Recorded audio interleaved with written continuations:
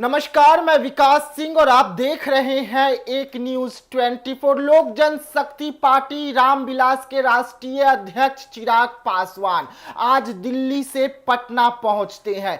Patna airport पर जैसे ही पहुंचते हैं मीडिया का सामना हो जाता है, क्योंकि बिहार में इस वक्त जिस तरीके से बवाल देखने को मिल रहा है, जिस तरीके से पासवान समाज को सड़कों पर पीटा गया और जब से चौकीदार जो है वो लगातार धरना प्रदर्शन कर रहे हैं, इस मामले को लेकर चिराग पासवान ने जमकर फटकार लगाया है।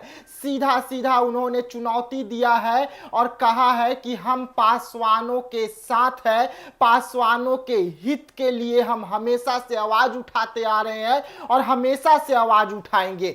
वैसे में बड़ा ऐलान जो है वो चिराग पासवान किए हैं। क्या कुछ ऐलान किए हैं, किस तरीके से महागठबंधन को भी आड़े हाथों लिए हैं और आड़े हाथों लेते हुए तेजस्वी यादव को भी जमकर फटकार लगाया है। ऐसे में क्या कुछ कहते हुए नजर आ रहे हैं चिराग पासवान केंद्रीय मंत्री। पहले आप सुनिए कि क्या कुछ कहें तमाम मुद्दों पर। प्रधानमंत्री आदरणीय नरेंद्र मोदी जी का मैं अपनी तरफ से, अपनी पार्टी लोक जनशक्ति पार्टी रामविलास की तरफ से प्रधानमंत्री जी और वित्त मंत्री जी का धन्यवाद करूंगा कि एक लंबे समय से जो बिहार और बिहारियों की मांग थी, उस मांग को सुना गया है, उस मांग को पूरा किया गया है। अगर इस पर भी अगर राजद और कांग्रेस को अगर ऐतराज है तो ये वही लोग हैं जो कतई बिहार का विकास नहीं चाहते हैं। एक सवाल है, चल रहा था तेजस्वी यादव नेता प्रतिपक्ष सदन से गायब। भैया मुझे नहीं पता, बस अपनी जिम्मेदारियों का एहसास हर किसी को होना चाहिए। महत्वपूर्ण सत्र है और हर सत्र महत्वपूर्ण होता है। ऐसे में विपक्ष के नेता की भूमिका और ज़्यादा महत्वपूर्ण हो जाती है। आप कोई साधारण विधायक नहीं ना है, आप एक संवैधानिक पद पर हैं और आपके पद की गंभीरता बढ़ती है जब आप विपक्ष के नेता की भूमिका में होते हैं। ऐसे में उसको गंभीरता से लेना ज़रूरी है। मुझे नहीं पता कि वो क्यों विधानसभा से गायब थे, पर कारण जो भी हो इसको भी उतना ही महत्व देना चाहिए। एक सवाल है कि कांग्रेस की विधायिका है शिल्पी नेहा तिर्की, उन्होंने सवाल खड़ा किया है कि रामगढ़ में बिहार के लोग मुखिया क्यों बनते हैं। डेमोग्राफी चेंज करने सवाल किया। क्या चीज़? रामगढ़ में बिहार के लोग आकर मुखिया क्यों बनते हैं? बिहार वहाँ पे रामगढ़ में बिहार के लोग मुखिया क्यों बनते हैं आके? क्या मतलब? कांग्रेस की नेत्री है, उन्होंने झारखंड के सवाल किया कि झारखंड में आके क्यों आके बिहार के लोग आके मुखिया बनते हैं। देखिए, ये क्षेत्रवाद फैलाने का प्रयास विपक्ष के नेताओं के द्वारा से समय समय पर होता रहा है। कभी जाति के आधार पर, कभी धर्म के आधार पर, कभी क्षेत्र के आधार पर। मुझे खुशी है इस बात की, बिहारियों में इतना सामर्थ्य है। आप सबसे बड़े पदों से लेकर एक मजदूर की श्रेणी में भी आप देखिएगा तो देश के हर राज्य में एक महत्वपूर्ण भूमिका बिहारी निभाते हैं। आप बड़े बड़े बिजनेस हाउसेज में चले जाइए, वहाँ पर आपको बिहारी मिलेंगे। बड़े बड़े मीडिया हाउसेज में आप चले जाइए, बड़े बड़े पदों पर वहाँ पर आपको बिहारी मिलेंगे। कहने की ज़रूरत नहीं है, सबसे ज़्यादा IAS IPS ऑफिसर्स हमारे बिहार से आते हैं। बड़े बड़े अधिकारियों के पद पर विभिन्न राज्यों में, कल नीति आयोग की बैठक में हम मौजूद, वहाँ पर भी कई ऐसे बड़े अधिकारी जो विभिन्न राज्यों में बड़े पद पर हैं, उन्होंने भी आकर जब अपना परिचय दिया तो उन्होंने बताया कि वो भी बिहार से हैं। और वहीं एक ऐसा बड़ा तबका भी बिहारियों का है जो विभिन्न राज्यों में जाकर मजदूरी का काम करते हैं और उस राज्य की अर्थव्यवस्था को गति देने का काम करते हैं। ऐसे में मुझे गर्व होता है एक बिहारी होने के नाते कि बिहारी इतने सक्षम हैं जो आज देश के अलग अलग कोने में भी अपना झंडा बुलंदी से वो फहराने का काम कर। पर जो लोग ऐसी टिप्पणी करते हैं वो लोग सिर्फ क्षेत्रवाद के आधार पर बांटने की साजिश करते हैं। मैं मानता हूँ भारत सिर्फ भारतीयों का है और भारतीयों को ये संवैधानिक अधिकार है कि देश के किसी भी कोने में जाकर वो कार्य कर सकते हैं। धन्यवाद। उस बैठक में मैं भी मौजूद था और ये सरासर गलत इल्ज़ाम है कि किसी का माइक वहाँ पे बंद कर दिया गया।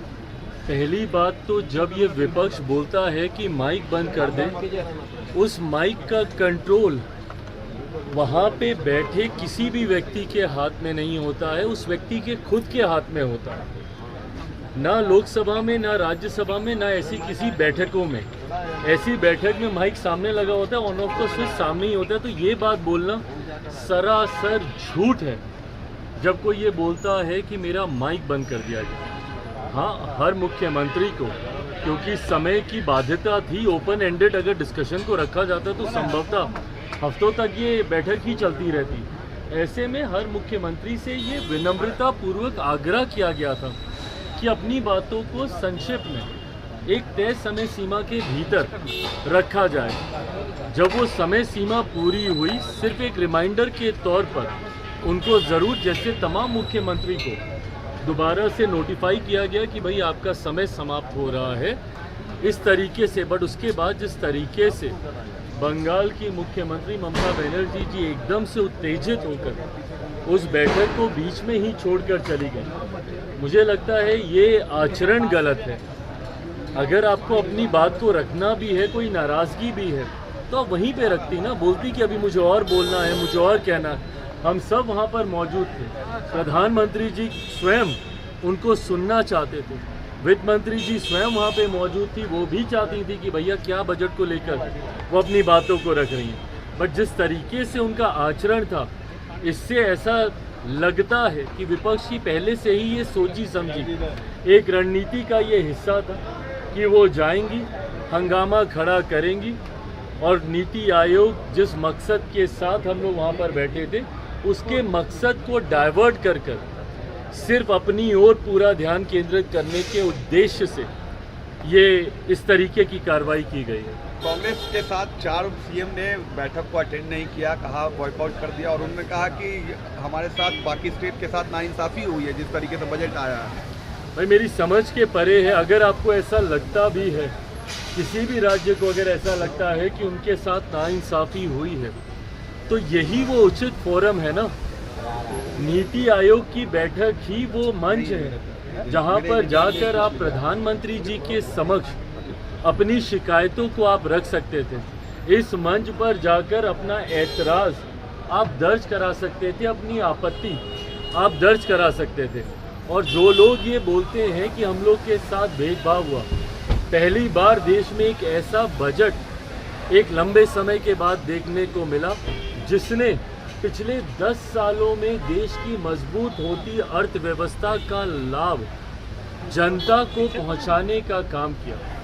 इसमें जहां प्रमुखता से देश के गरीबों का जिक्र किया गया, अन्नदाता का जिक्र किया गया, नारी शक्ति का जिक्र किया गया, युवा शक्ति का इसमें जिक्र किया गया।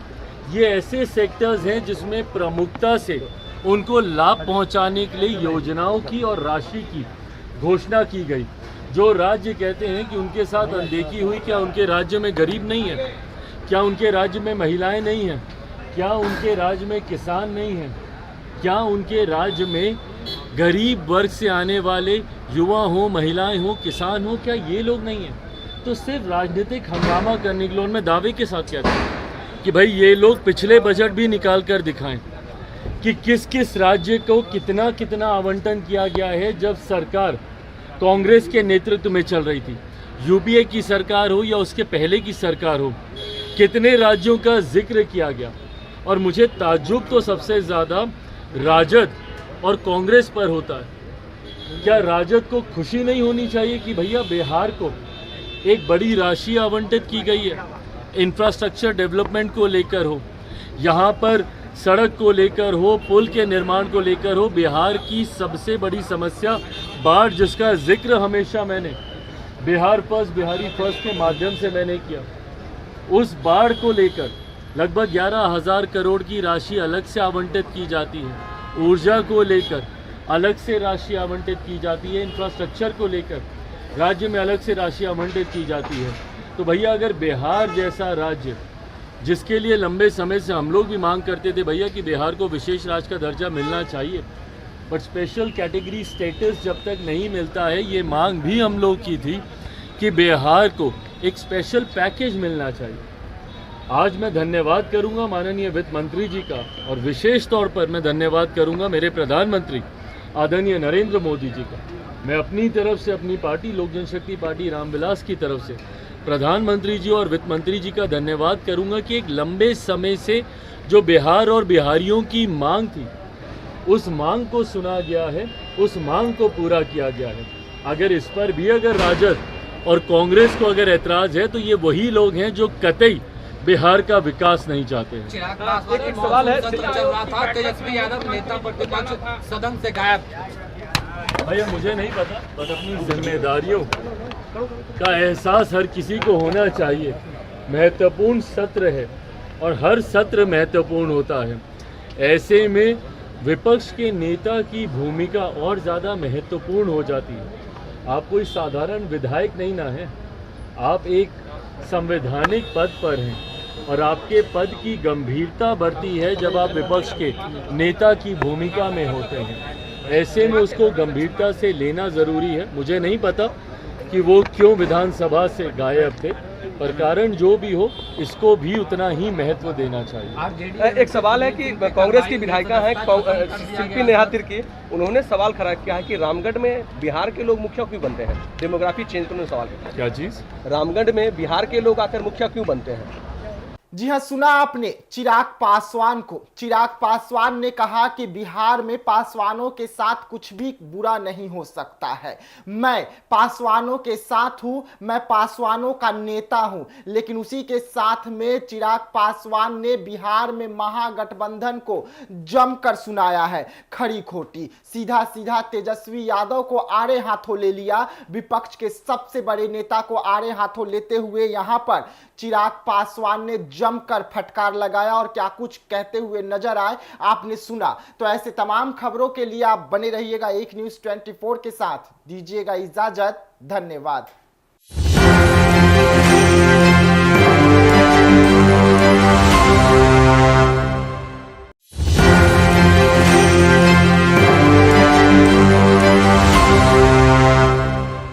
नमस्कार, मैं विकास सिंह और आप देख रहे हैं एक न्यूज़ 24। लोक जनशक्ति पार्टी रामविलास के राष्ट्रीय अध्यक्ष चिराग पासवान आज दिल्ली से पटना पहुंचते हैं। पटना एयरपोर्ट पर जैसे ही पहुंचते हैं मीडिया का सामना हो जाता है, क्योंकि बिहार में इस वक्त जिस तरीके से बवाल देखने को मिल रहा है, जिस तरीके से पासवान समाज को सड़कों पर पीटा गया और जब से चौकीदार जो है वो लगातार धरना प्रदर्शन कर रहे हैं, इस मामले को लेकर चिराग पासवान ने जमकर फटकार लगाया है। सीधा सीधा उन्होंने चुनौती दिया है और कहा है कि हम पासवानों के साथ हैं, पासवानों के हित के लिए हम हमेशा से आवाज उठाते आ रहे हैं और हमेशा से आवाज उठाएंगे। वैसे में बड़ा ऐलान जो है वो चिराग पासवान किए हैं। क्या कुछ ऐलान किए हैं, किस तरीके से महागठबंधन को भी आड़े हाथों लिए हैं और आड़े हाथों लेते हुए तेजस्वी यादव को भी जमकर फटकार लगाया है।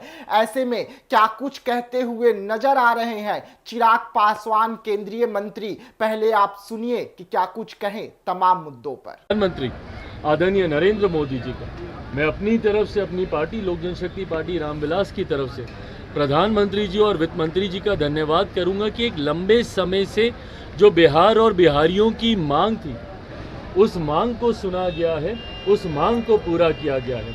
अगर इस पर भी अगर राजद और कांग्रेस को अगर ऐतराज है तो ये वही लोग हैं जो कतई बिहार का विकास नहीं चाहते हैं। चिराग पासवान एक सवाल है, चल रहा था, तेजस्वी यादव नेता प्रतिपक्ष सदन से गायब। भैया मुझे नहीं पता, बस अपनी जिम्मेदारियों का एहसास हर किसी को होना चाहिए। महत्वपूर्ण सत्र है और हर सत्र महत्वपूर्ण होता है। ऐसे में विपक्ष के नेता की भूमिका और ज़्यादा महत्वपूर्ण हो जाती है। आप कोई साधारण विधायक नहीं ना हैं, आप एक संवैधानिक पद पर हैं और आपके पद की गंभीरता बढ़ती है जब आप विपक्ष के नेता की भूमिका में होते हैं। ऐसे में उसको गंभीरता से लेना ज़रूरी है। मुझे नहीं पता कि वो क्यों विधानसभा से गायब थे, पर कारण जो भी हो इसको भी उतना ही महत्व देना चाहिए। एक सवाल है कि कांग्रेस की विधायिका हैं शिल्पी नेहा तिर्की, उन्होंने सवाल खड़ा किया है कि रामगढ़ में बिहार के लोग मुखिया क्यों बनते हैं? डेमोग्राफी चेंज करने सवाल किया। क्या चीज़? रामगढ़ में बिहार के लोग आकर मुखिया क्यों बनते हैं? बिहार वहाँ पे रामगढ़ में बिहार के लोग मुखिया क्यों क्यों बनते बनते हैं आके? क्या मतलब कांग्रेस की नेत्री हैं, उन्होंने झारखंड के सवाल किया कि झारखंड में आके क्यों आके बिहार के लोग आके मुखिया बनते हैं? देखिए, ये क्षेत्रवाद फैलाने का प्रयास विपक्ष के नेताओं के द्वारा से समय समय पर होता रहा है। कभी जाति के आधार पर, कभी धर्म के आधार पर, कभी क्षेत्र के आधार पर। मुझे खुशी है इस बात की, बिहारियों में इतना सामर्थ्य है। आप सबसे बड़े पदों से लेकर एक मजदूर की श्रेणी में भी आप देखिएगा तो देश के हर राज्य में एक महत्वपूर्ण भूमिका बिहारी निभाते हैं।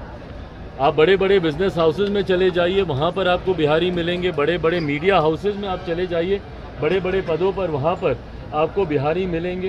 कहने की ज़रूरत नहीं है, सबसे ज़्यादा IAS IPS ऑफिसर्स हमारे बिहार से आते हैं। बड़े बड़े अधिकारियों के पद पर विभिन्न राज्यों में, कल नीति आयोग की बैठक में हम मौजूद, वहाँ पर भी कई ऐसे बड़े अधिकारी जो विभिन्न राज्यों में बड़े पद पर हैं, उन्होंने भी आकर जब अपना परिचय दिया तो उन्होंने बताया कि वो भी बिहार से हैं।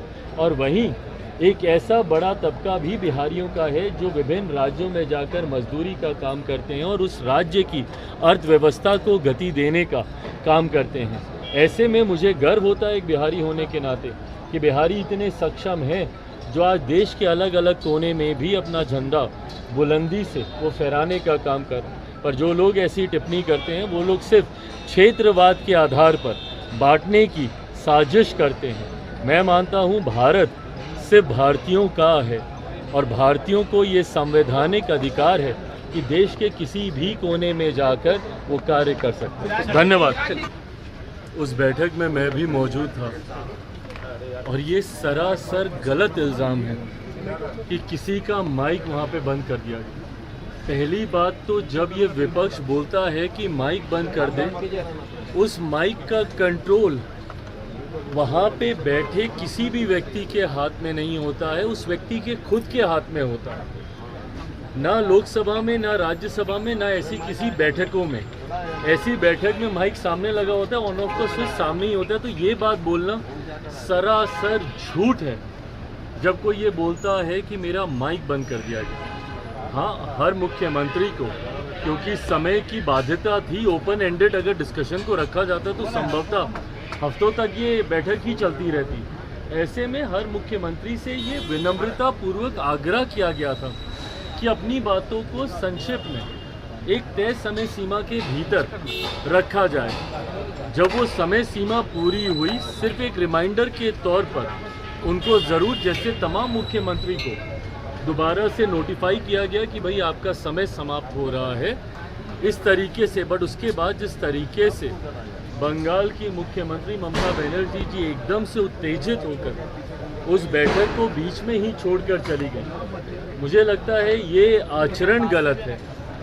अगर आपको अपनी बात को रखना भी है, कोई नाराज़गी भी है, तो आप वहीं पे रखती ना, बोलती कि अभी मुझे और बोलना है, मुझे और कहना है। हम सब वहाँ पर मौजूद थे, प्रधानमंत्री जी स्वयं उनको सुनना चाहते थे, वित्त मंत्री जी स्वयं वहाँ पे मौजूद थी, वो भी चाहती थी कि भैया क्या बजट को लेकर वो अपनी बातों को रख रही हैं। बट जिस तरीके से उनका आचरण था, इससे ऐसा लगता है कि विपक्ष की पहले से ही ये सोची समझी एक रणनीति का ये हिस्सा था कि वो जाएंगी, हंगामा खड़ा करेंगी और नीति आयोग जिस मकसद के साथ हम लोग वहाँ पर बैठे थे, उसके मकसद को डाइवर्ट कर सिर्फ अपनी ओर पूरा ध्यान केंद्रित करने के उद्देश्य से ये इस तरीके की कार्रवाई की गई है। कांग्रेस के साथ 4 सीएम ने बैठक को अटेंड नहीं किया, कहा बॉयकॉट कर दिया, और उन्होंने कहा कि हमारे साथ बाकी स्टेट के साथ नाइंसाफ़ी हुई है जिस तरीके से बजट आया है।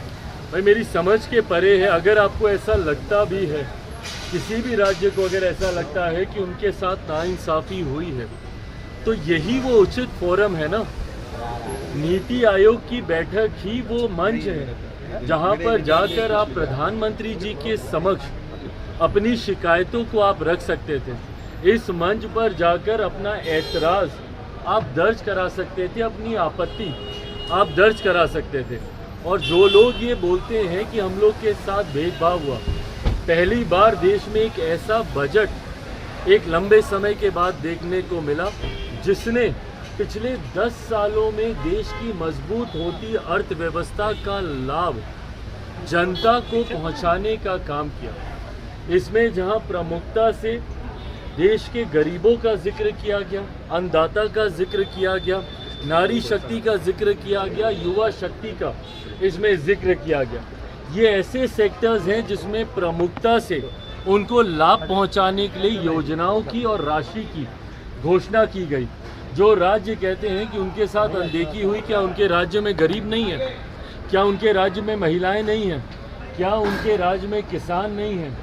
क्या उनके राज्य में गरीब वर्ग से आने वाले युवा हो, महिलाएं हो, किसान हो, क्या ये लोग नहीं हैं? तो सिर्फ राजनीतिक हंगामा करने के लिए उनमें दावे के साथ कहते हैं कि भाई ये लोग पिछले बजट भी निकाल कर दिखाएं कि किस किस राज्य को कितना कितना आवंटन किया गया है जब सरकार कांग्रेस के नेतृत्व में चल रही थी। यूपीए की सरकार हो या उसके पहले की सरकार हो, कितने राज्यों का जिक्र किया गया। और मुझे ताज्जुब तो सबसे ज़्यादा राजद और कांग्रेस पर होता है। क्या राजद को खुशी नहीं होनी चाहिए कि भैया बिहार को एक बड़ी राशि आवंटित की गई है, इंफ्रास्ट्रक्चर डेवलपमेंट को लेकर हो, यहाँ पर सड़क को लेकर हो, पुल के निर्माण को लेकर हो। बिहार की सबसे बड़ी समस्या बाढ़, जिसका जिक्र हमेशा मैंने बिहार फर्स्ट, बिहारी फर्स्ट के माध्यम से मैंने किया। उस बाढ़ को लेकर लगभग 11,000 करोड़ की राशि अलग से आवंटित की जाती है। ऊर्जा को लेकर अलग से राशि आवंटित की जाती है। इंफ्रास्ट्रक्चर को लेकर राज्य में अलग से राशि आवंटित की जाती है। तो भैया अगर बिहार जैसा राज्य, जिसके लिए लंबे समय से हम लोग भी मांग करते थे भैया कि बिहार को विशेष राज्य का दर्जा मिलना चाहिए, बट स्पेशल कैटेगरी स्टेटस जब तक नहीं मिलता है, ये मांग भी हम लोग की थी कि बिहार को एक स्पेशल पैकेज मिलना चाहिए। आज मैं धन्यवाद करूंगा माननीय वित्त मंत्री जी का, और विशेष तौर पर मैं धन्यवाद करूंगा मेरे प्रधानमंत्री आदरणीय नरेंद्र मोदी जी का। मैं अपनी तरफ से, अपनी पार्टी लोक जनशक्ति पार्टी रामविलास की तरफ से प्रधानमंत्री जी और वित्त मंत्री जी का धन्यवाद करूंगा कि एक लंबे समय से जो बिहार और बिहारियों की मांग थी, उस मांग को सुना गया है, उस मांग को पूरा किया गया है। अगर इस पर भी अगर राजद और कांग्रेस को अगर ऐतराज है तो ये वही लोग हैं जो कतई बिहार का विकास नहीं चाहते हैं। चिराग पासवान एक सवाल है, चल रहा था, तेजस्वी यादव नेता प्रतिपक्ष सदन से गायब। भैया मुझे नहीं पता, बट अपनी जिम्मेदारियों का एहसास हर किसी को होना चाहिए। महत्वपूर्ण सत्र है और हर सत्र महत्वपूर्ण होता है। ऐसे में विपक्ष के नेता की भूमिका और ज़्यादा महत्वपूर्ण हो जाती है। आप कोई साधारण विधायक नहीं ना है, आप एक संवैधानिक पद पर हैं और आपके पद की गंभीरता बढ़ती है जब आप विपक्ष के नेता की भूमिका में होते हैं। ऐसे में उसको गंभीरता से लेना ज़रूरी है। मुझे नहीं पता कि वो क्यों विधानसभा से गायब थे, पर कारण जो भी हो इसको भी उतना ही महत्व देना चाहिए। एक सवाल है कि कांग्रेस की विधायिका हैं शिल्पी नेहा तिर्की, उन्होंने सवाल खड़ा किया है कि रामगढ़ में बिहार के लोग मुखिया क्यों बनते हैं? डेमोग्राफी चेंज करने सवाल किया। क्या चीज़? रामगढ़ में बिहार के लोग आकर मुखिया क्यों बनते हैं? जी हां, सुना आपने चिराग पासवान को। चिराग पासवान ने कहा कि बिहार में पासवानों के साथ कुछ भी बुरा नहीं हो सकता है। मैं पासवानों के साथ हूं, मैं पासवानों का नेता हूं। लेकिन उसी के साथ में चिराग पासवान ने बिहार में महागठबंधन को जमकर सुनाया है खरी खोटी। सीधा सीधा तेजस्वी यादव को आड़े हाथों ले लिया। विपक्ष के सबसे बड़े नेता को आड़े हाथों लेते हुए यहां पर चिराग पासवान ने जमकर फटकार लगाया और क्या कुछ कहते हुए नजर आए आपने सुना। तो ऐसे तमाम खबरों के लिए आप बने रहिएगा एक न्यूज़ 24 के साथ। दीजिएगा इजाजत, धन्यवाद।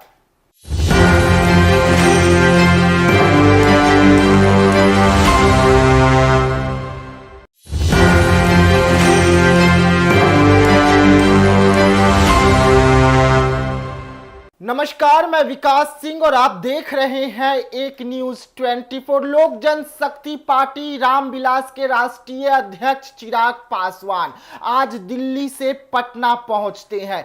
पटना एयरपोर्ट पर जैसे ही पहुंचते हैं मीडिया का सामना हो जाता है, क्योंकि बिहार में इस वक्त जिस तरीके से बवाल देखने को मिल रहा है, जिस तरीके से पासवान समाज को सड़कों पर पीटा गया और जब से चौकीदार जो है वो लगातार धरना प्रदर्शन कर रहे हैं। इस मामले को लेकर चिराग पासवान ने जमकर फटकार लगाया है। सीधा सीधा उन्होंने चुनौती दिया है और कहा है कि हम पासवानों के साथ हैं, पासवानों के हित के लिए हम हमेशा से आवाज उठाते आ रहे हैं और हमेशा से आवाज उठाएंगे। वैसे में बड़ा ऐलान जो है वो चिराग पासवान किए हैं। क्या कुछ ऐलान किए हैं, किस तरीके से महागठबंधन को भी आड़े हाथों लिए हैं और आड़े हाथों लेते हुए तेजस्वी यादव को भी जमकर फटकार लगाया है। ऐसे में क्या कुछ कहते हुए नजर आ रहे हैं चिराग पासवान केंद्रीय मंत्री। पहले आप सुनिए कि क्या कुछ कहें तमाम मुद्दों पर। प्रधानमंत्री आदरणीय नरेंद्र मोदी जी का मैं अपनी तरफ से, अपनी पार्टी लोक जनशक्ति पार्टी रामविलास की तरफ से प्रधानमंत्री जी और वित्त मंत्री जी का धन्यवाद करूंगा कि एक लंबे समय से जो बिहार और बिहारियों की मांग थी उस मांग को सुना गया है, उस मांग को पूरा किया गया है। अगर इस पर भी अगर राजद और कांग्रेस को अगर ऐतराज है तो ये वही लोग हैं जो कतई बिहार का विकास नहीं चाहते हैं। चिराग पासवान एक सवाल है, सत्र चल रहा था, तेजस्वी यादव नेता प्रतिपक्ष सदन से गायब। भैया मुझे नहीं पता, बस अपनी जिम्मेदारियों का एहसास हर किसी को होना चाहिए। महत्वपूर्ण सत्र है और हर सत्र महत्वपूर्ण होता है। ऐसे में विपक्ष के नेता की भूमिका और ज़्यादा महत्वपूर्ण हो जाती है। आप कोई साधारण विधायक नहीं ना है, आप एक संवैधानिक पद पर हैं और आपके पद की गंभीरता बढ़ती है जब आप विपक्ष के नेता की भूमिका में होते हैं।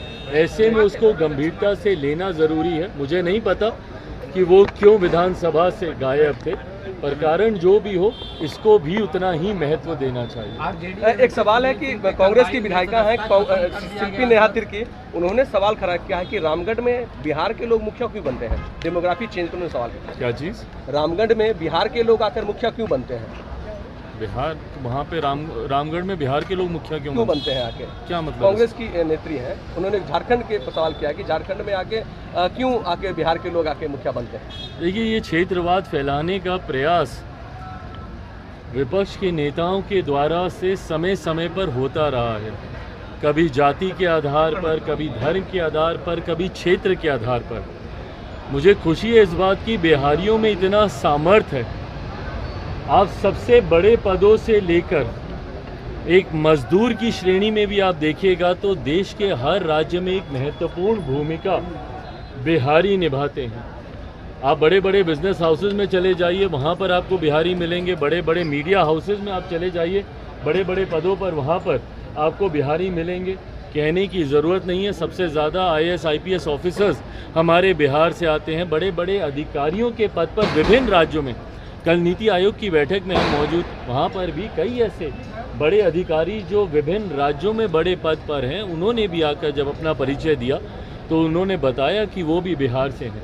और वहीं एक ऐसा बड़ा तबका भी बिहारियों का है जो विभिन्न राज्यों में जाकर मजदूरी का काम करते हैं और उस राज्य की अर्थव्यवस्था को गति देने का काम करते हैं।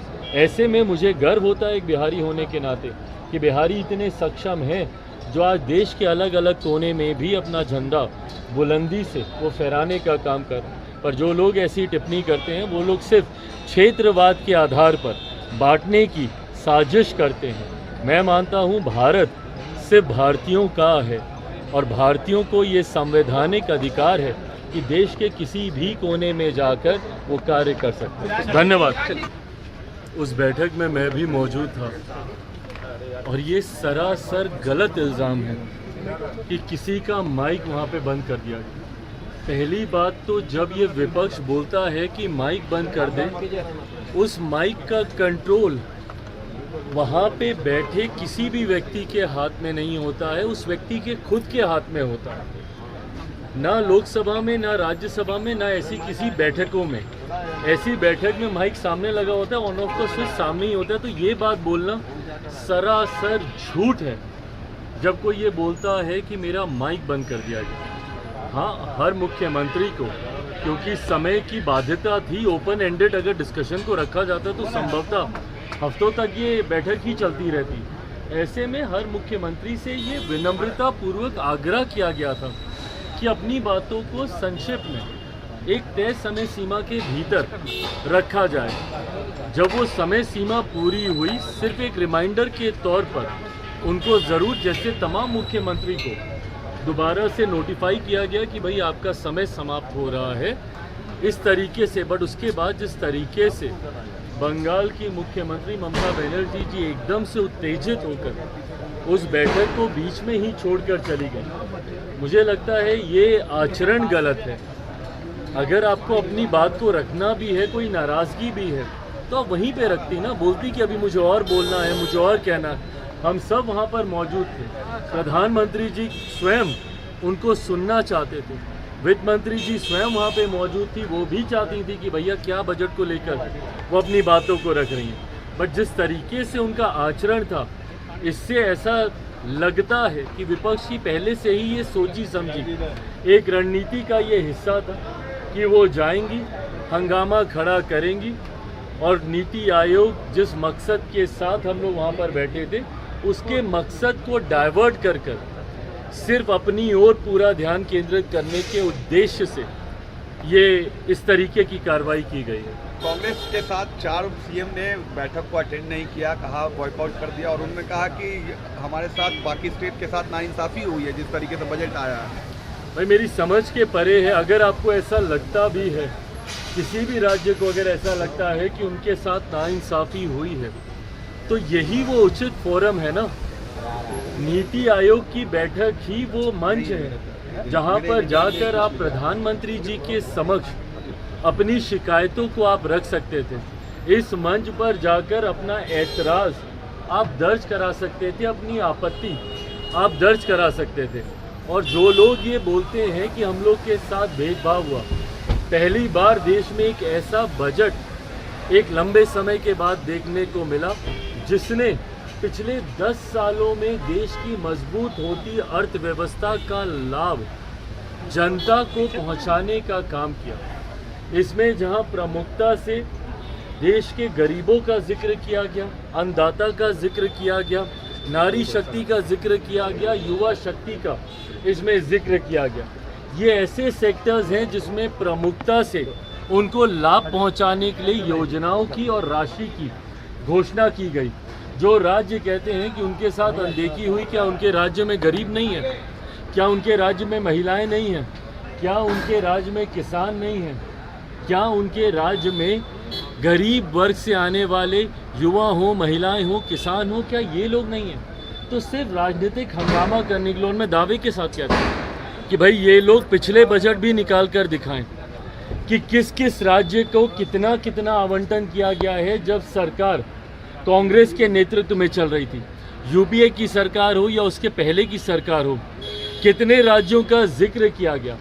और मुझे ताज्जुब तो सबसे ज़्यादा राजद और कांग्रेस पर होता है। क्या राजद को खुशी नहीं होनी चाहिए कि भैया बिहार को एक बड़ी राशि आवंटित की गई है, इंफ्रास्ट्रक्चर डेवलपमेंट को लेकर हो, यहाँ पर सड़क को लेकर हो, पुल के निर्माण को लेकर हो। बिहार की सबसे बड़ी समस्या बाढ़, जिसका जिक्र हमेशा मैंने बिहार फर्स्ट, बिहारी फर्स्ट के माध्यम से मैंने किया, उस बाढ़ को लेकर लगभग 11,000 करोड़ की राशि अलग से आवंटित की जाती है। ऊर्जा को लेकर अलग से राशि आवंटित की जाती है। इंफ्रास्ट्रक्चर को लेकर राज्य में अलग से राशि आवंटित की जाती है। तो भैया अगर बिहार जैसा राज्य, जिसके लिए लंबे समय से हम लोग भी मांग करते थे भैया कि बिहार को विशेष राज्य का दर्जा मिलना चाहिए, बट स्पेशल कैटेगरी स्टेटस जब तक नहीं मिलता है, ये मांग भी हम लोग की थी कि बिहार को एक स्पेशल पैकेज मिलना चाहिए। आज मैं धन्यवाद करूंगा माननीय वित्त मंत्री जी का, और विशेष तौर पर मैं धन्यवाद करूंगा मेरे प्रधानमंत्री आदरणीय नरेंद्र मोदी जी का।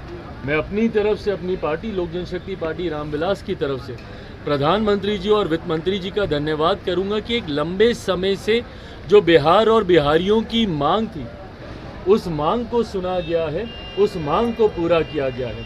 अगर इस पर भी अगर राजद और कांग्रेस को अगर ऐतराज़ है, तो ये वही लोग हैं जो कतई बिहार का विकास नहीं चाहते हैं। चिराग पासवान एक सवाल है, चल रहा था, तेजस्वी यादव नेता प्रतिपक्ष सदन से गायब। भैया मुझे नहीं पता, बस अपनी जिम्मेदारियों का एहसास हर किसी को होना चाहिए। महत्वपूर्ण सत्र है और हर सत्र महत्वपूर्ण होता है। ऐसे में विपक्ष के नेता की भूमिका और ज़्यादा महत्वपूर्ण हो जाती है। आप कोई साधारण विधायक नहीं ना हैं, आप एक संवैधानिक पद पर हैं और आपके पद की गंभीरता बढ़ती है जब आप विपक्ष के नेता की भूमिका में होते हैं। ऐसे में उसको गंभीरता से लेना ज़रूरी है। मुझे नहीं पता कि वो क्यों विधानसभा से गायब थे, पर कारण जो भी हो इसको भी उतना ही महत्व देना चाहिए। एक सवाल है कि कांग्रेस की विधायिका हैं शिल्पी नेहा तिर्की, उन्होंने सवाल खड़ा किया है कि रामगढ़ में बिहार के लोग मुखिया क्यों बनते हैं, डेमोग्राफी चेंज करने सवाल किया। क्या चीज़? रामगढ़ में बिहार के लोग आकर मुखिया क्यों बनते हैं? जी हाँ, सुना आपने चिराग पासवान को। चिराग पासवान ने कहा कि बिहार में पासवानों के साथ कुछ भी बुरा नहीं हो सकता है।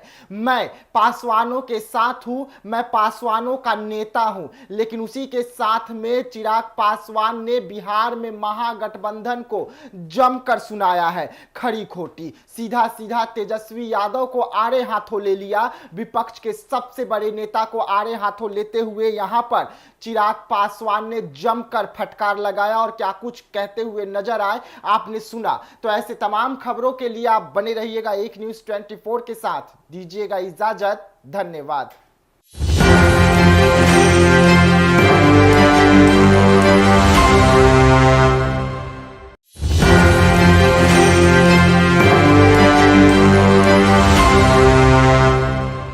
नमस्कार, मैं विकास सिंह और आप देख रहे हैं एक न्यूज़ 24। लोक जनशक्ति पार्टी रामविलास के राष्ट्रीय अध्यक्ष चिराग पासवान आज दिल्ली से पटना पहुंचते हैं। पटना एयरपोर्ट पर जैसे ही पहुंचते हैं मीडिया का सामना हो जाता है, क्योंकि बिहार में इस वक्त जिस तरीके से बवाल देखने को मिल रहा है, जिस तरीके से पासवान समाज को सड़कों पर पीटा गया और जब से चौकीदार जो है वो लगातार धरना प्रदर्शन कर रहे हैं, इस मामले को लेकर चिराग पासवान ने जमकर फटकार लगाया है।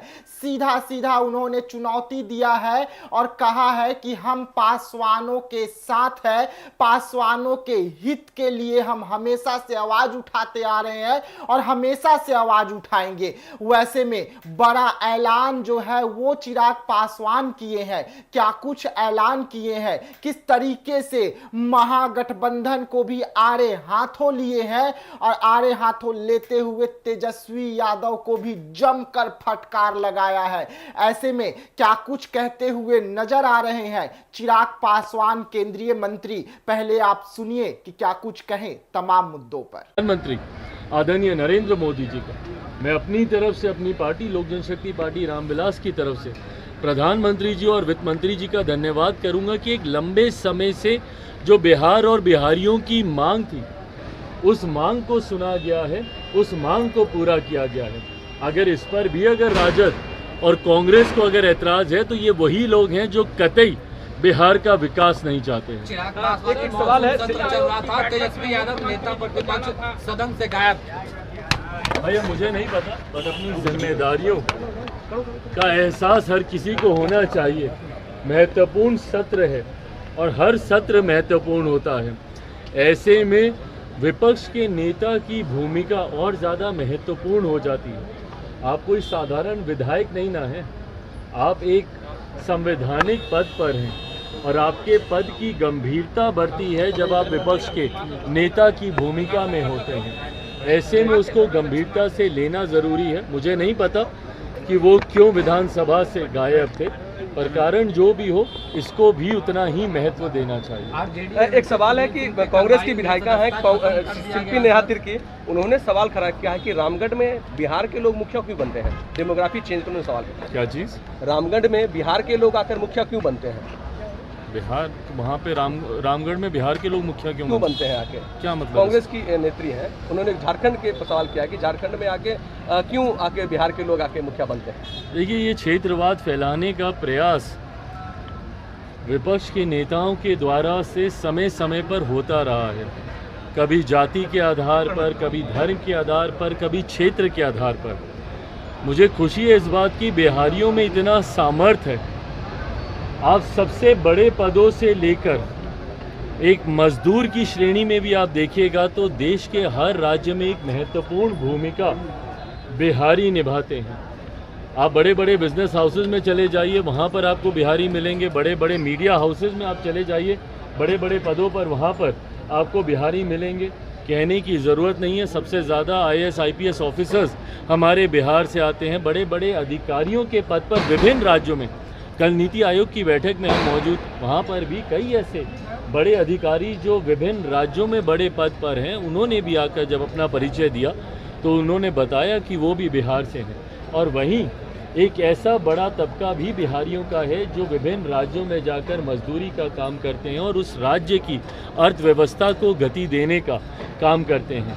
ऐसे में मुझे गर्व होता है एक बिहारी होने के नाते कि बिहारी इतने सक्षम हैं जो आज देश के अलग अलग कोने में भी अपना झंडा बुलंदी से वो फहराने का काम कर रहे हैं। पर जो लोग ऐसी टिप्पणी करते हैं वो लोग सिर्फ क्षेत्रवाद के आधार पर बांटने की साजिश करते हैं। मैं मानता हूँ भारत सिर्फ भारतीयों का है और भारतीयों को ये संवैधानिक अधिकार है कि देश के किसी भी कोने में जाकर वो कार्य कर सकते हैं। धन्यवाद। उस बैठक में मैं भी मौजूद था और ये सरासर गलत इल्ज़ाम है कि किसी का माइक वहाँ पे बंद कर दिया गया। पहली बात तो जब ये विपक्ष बोलता है कि माइक बंद कर दें, उस माइक का कंट्रोल वहाँ पे बैठे किसी भी व्यक्ति के हाथ में नहीं होता है, उस व्यक्ति के खुद के हाथ में होता है। ना लोकसभा में, ना राज्यसभा में, ना ऐसी किसी बैठकों में। ऐसी बैठक में माइक सामने लगा होता है, ऑन ऑफ का स्विच सामने ही होता है। तो ये बात बोलना सरासर झूठ है जब कोई ये बोलता है कि मेरा माइक बंद कर दिया गया। हाँ, हर मुख्यमंत्री को, क्योंकि समय की बाध्यता थी, ओपन एंडेड अगर डिस्कशन को रखा जाता तो संभवतः हफ्तों तक ये बैठक ही चलती रहती। ऐसे में हर मुख्यमंत्री से ये विनम्रता पूर्वक आग्रह किया गया था कि अपनी बातों को संक्षिप्त में एक तय समय सीमा के भीतर रखा जाए। जब वो समय सीमा पूरी हुई, सिर्फ एक रिमाइंडर के तौर पर उनको ज़रूर, जैसे तमाम मुख्यमंत्री को दोबारा से नोटिफाई किया गया कि भाई आपका समय समाप्त हो रहा है, इस तरीके से। बट उसके बाद जिस तरीके से बंगाल की मुख्यमंत्री ममता बनर्जी जी एकदम से उत्तेजित होकर उस बैठक को बीच में ही छोड़कर चली गई, मुझे लगता है ये आचरण गलत है। अगर आपको अपनी बात को रखना भी है, कोई नाराज़गी भी है, तो आप वहीं पे रखती ना, बोलती कि अभी मुझे और बोलना है, मुझे और कहना है। हम सब वहाँ पर मौजूद थे। प्रधानमंत्री जी स्वयं उनको सुनना चाहते थे, वित्त मंत्री जी स्वयं वहाँ पे मौजूद थी, वो भी चाहती थी कि भैया क्या बजट को लेकर वो अपनी बातों को रख रही हैं। बट जिस तरीके से उनका आचरण था, इससे ऐसा लगता है कि विपक्ष की पहले से ही ये सोची समझी एक रणनीति का ये हिस्सा था कि वो जाएंगी, हंगामा खड़ा करेंगी और नीति आयोग जिस मकसद के साथ हम लोग वहाँ पर बैठे थे, उसके मकसद को डाइवर्ट कर सिर्फ अपनी ओर पूरा ध्यान केंद्रित करने के उद्देश्य से ये इस तरीके की कार्रवाई की गई है। कांग्रेस के साथ 4 सीएम ने बैठक को अटेंड नहीं किया, कहा बॉयकॉट कर दिया, और उन्होंने कहा कि हमारे साथ बाकी स्टेट के साथ नाइंसाफ़ी हुई है जिस तरीके से बजट आया है। भाई मेरी समझ के परे है। अगर आपको ऐसा लगता भी है, किसी भी राज्य को अगर ऐसा लगता है कि उनके साथ नाइंसाफ़ी हुई है, तो यही वो उचित फोरम है ना। नीति आयोग की बैठक ही वो मंच है जहां पर जाकर आप प्रधानमंत्री जी के समक्ष अपनी शिकायतों को आप रख सकते थे। इस मंच पर जाकर अपना ऐतराज़ आप दर्ज करा सकते थे, अपनी आपत्ति आप दर्ज करा सकते थे। और जो लोग ये बोलते हैं कि हम लोग के साथ भेदभाव हुआ, पहली बार देश में एक ऐसा बजट एक लंबे समय के बाद देखने को मिला जिसने पिछले 10 सालों में देश की मजबूत होती अर्थव्यवस्था का लाभ जनता को पहुंचाने का काम किया। इसमें जहां प्रमुखता से देश के गरीबों का जिक्र किया गया, अन्नदाता का जिक्र किया गया, नारी शक्ति का जिक्र किया गया, युवा शक्ति का इसमें जिक्र किया गया। ये ऐसे सेक्टर्स हैं जिसमें प्रमुखता से उनको लाभ पहुंचाने के लिए योजनाओं की और राशि की घोषणा की गई। जो राज्य कहते हैं कि उनके साथ अनदेखी हुई, क्या उनके राज्य में गरीब नहीं है? क्या उनके राज्य में महिलाएं नहीं हैं? क्या उनके राज्य में किसान नहीं हैं? क्या उनके राज्य में गरीब वर्ग से आने वाले युवा हो, महिलाएं हो, किसान हो, क्या ये लोग नहीं हैं? तो सिर्फ राजनीतिक हंगामा करने के लिए उनमें दावे के साथ कहते हैं कि भाई ये लोग पिछले बजट भी निकाल कर दिखाएं कि किस किस राज्य को कितना कितना आवंटन किया गया है जब सरकार कांग्रेस के नेतृत्व में चल रही थी। यूपीए की सरकार हो या उसके पहले की सरकार हो, कितने राज्यों का जिक्र किया गया। और मुझे ताज्जुब तो सबसे ज़्यादा राजद और कांग्रेस पर होता है। क्या राजद को खुशी नहीं होनी चाहिए कि भैया बिहार को एक बड़ी राशि आवंटित की गई है, इंफ्रास्ट्रक्चर डेवलपमेंट को लेकर हो, यहाँ पर सड़क को लेकर हो, पुल के निर्माण को लेकर हो। बिहार की सबसे बड़ी समस्या बाढ़, जिसका जिक्र हमेशा मैंने बिहार फर्स्ट, बिहारी फर्स्ट के माध्यम से मैंने किया। उस बाढ़ को लेकर लगभग 11,000 करोड़ की राशि अलग से आवंटित की जाती है। ऊर्जा को लेकर अलग से राशि आवंटित की जाती है। इंफ्रास्ट्रक्चर को लेकर राज्य में अलग से राशि आवंटित की जाती है। तो भैया अगर बिहार जैसा राज्य, जिसके लिए लंबे समय से हम लोग भी मांग करते थे भैया कि बिहार को विशेष राज्य का दर्जा मिलना चाहिए, बट स्पेशल कैटेगरी स्टेटस जब तक नहीं मिलता है, ये मांग भी हम लोग की थी कि बिहार को एक स्पेशल पैकेज मिलना चाहिए। आज मैं धन्यवाद करूंगा माननीय वित्त मंत्री जी का, और विशेष तौर पर मैं धन्यवाद करूंगा मेरे प्रधान आदरणीय नरेंद्र मोदी जी का। मैं अपनी तरफ से, अपनी पार्टी लोक जनशक्ति पार्टी रामविलास की तरफ से प्रधानमंत्री जी और वित्त मंत्री जी का धन्यवाद करूंगा कि एक लंबे समय से जो बिहार और बिहारियों की मांग थी, उस मांग को सुना गया है, उस मांग को पूरा किया गया है। अगर इस पर भी अगर राजद और कांग्रेस को अगर ऐतराज है, तो ये वही लोग हैं जो कतई बिहार का विकास नहीं चाहते हैं। चिराग पासवान एक सवाल है, सत्र चल रहा था, तेजस्वी यादव नेता प्रतिपक्ष सदन से गायब। भैया मुझे नहीं पता, बट अपनी जिम्मेदारियों का एहसास हर किसी को होना चाहिए। महत्वपूर्ण सत्र है और हर सत्र महत्वपूर्ण होता है। ऐसे में विपक्ष के नेता की भूमिका और ज़्यादा महत्वपूर्ण हो जाती है। आप कोई साधारण विधायक नहीं ना है, आप एक संवैधानिक पद पर हैं, और आपके पद की गंभीरता बढ़ती है जब आप विपक्ष के नेता की भूमिका में होते हैं। ऐसे में उसको गंभीरता से लेना ज़रूरी है। मुझे नहीं पता कि वो क्यों विधानसभा से गायब थे, पर कारण जो भी हो, इसको भी उतना ही महत्व देना चाहिए। एक सवाल है कि कांग्रेस की विधायिका हैं शिल्पी नेहा तिर्की, उन्होंने सवाल खड़ा किया है कि रामगढ़ में बिहार के लोग मुखिया क्यों बनते हैं, डेमोग्राफी चेंज करने सवाल किया। क्या चीज़? रामगढ़ में बिहार के लोग आकर मुखिया क्यों बनते हैं? जी हाँ, सुना आपने चिराग पासवान को। चिराग पासवान ने कहा कि बिहार में पासवानों के साथ कुछ भी बुरा नहीं हो सकता है। मैं पासवानों के साथ हूं, मैं पासवानों का नेता हूं। लेकिन उसी के साथ में चिराग पासवान ने बिहार में महागठबंधन को जमकर सुनाया है खरी खोटी। सीधा सीधा तेजस्वी यादव को आड़े हाथों ले लिया। विपक्ष के सबसे बड़े नेता को आड़े हाथों लेते हुए यहां पर चिराग पासवान ने जमकर फटकार लगाया और क्या कुछ कहते हुए नजर आए, आपने सुना। तो ऐसे तमाम खबरों के लिए आप बने रहिएगा एक न्यूज़ 24 के साथ। दीजिएगा इजाजत, धन्यवाद।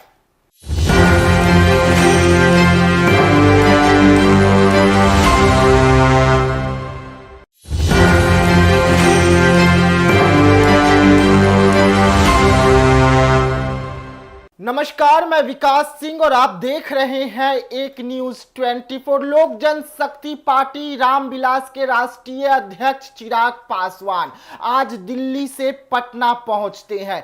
पटना एयरपोर्ट पर जैसे ही पहुंचते हैं, मीडिया का सामना हो जाता है, क्योंकि बिहार में इस वक्त जिस तरीके से बवाल देखने को मिल रहा है, जिस तरीके से पासवान समाज को सड़कों पर पीटा गया, और जब से चौकीदार जो है वो लगातार धरना प्रदर्शन कर रहे हैं, इस मामले को लेकर चिराग पासवान ने जमकर फटकार लगाया है।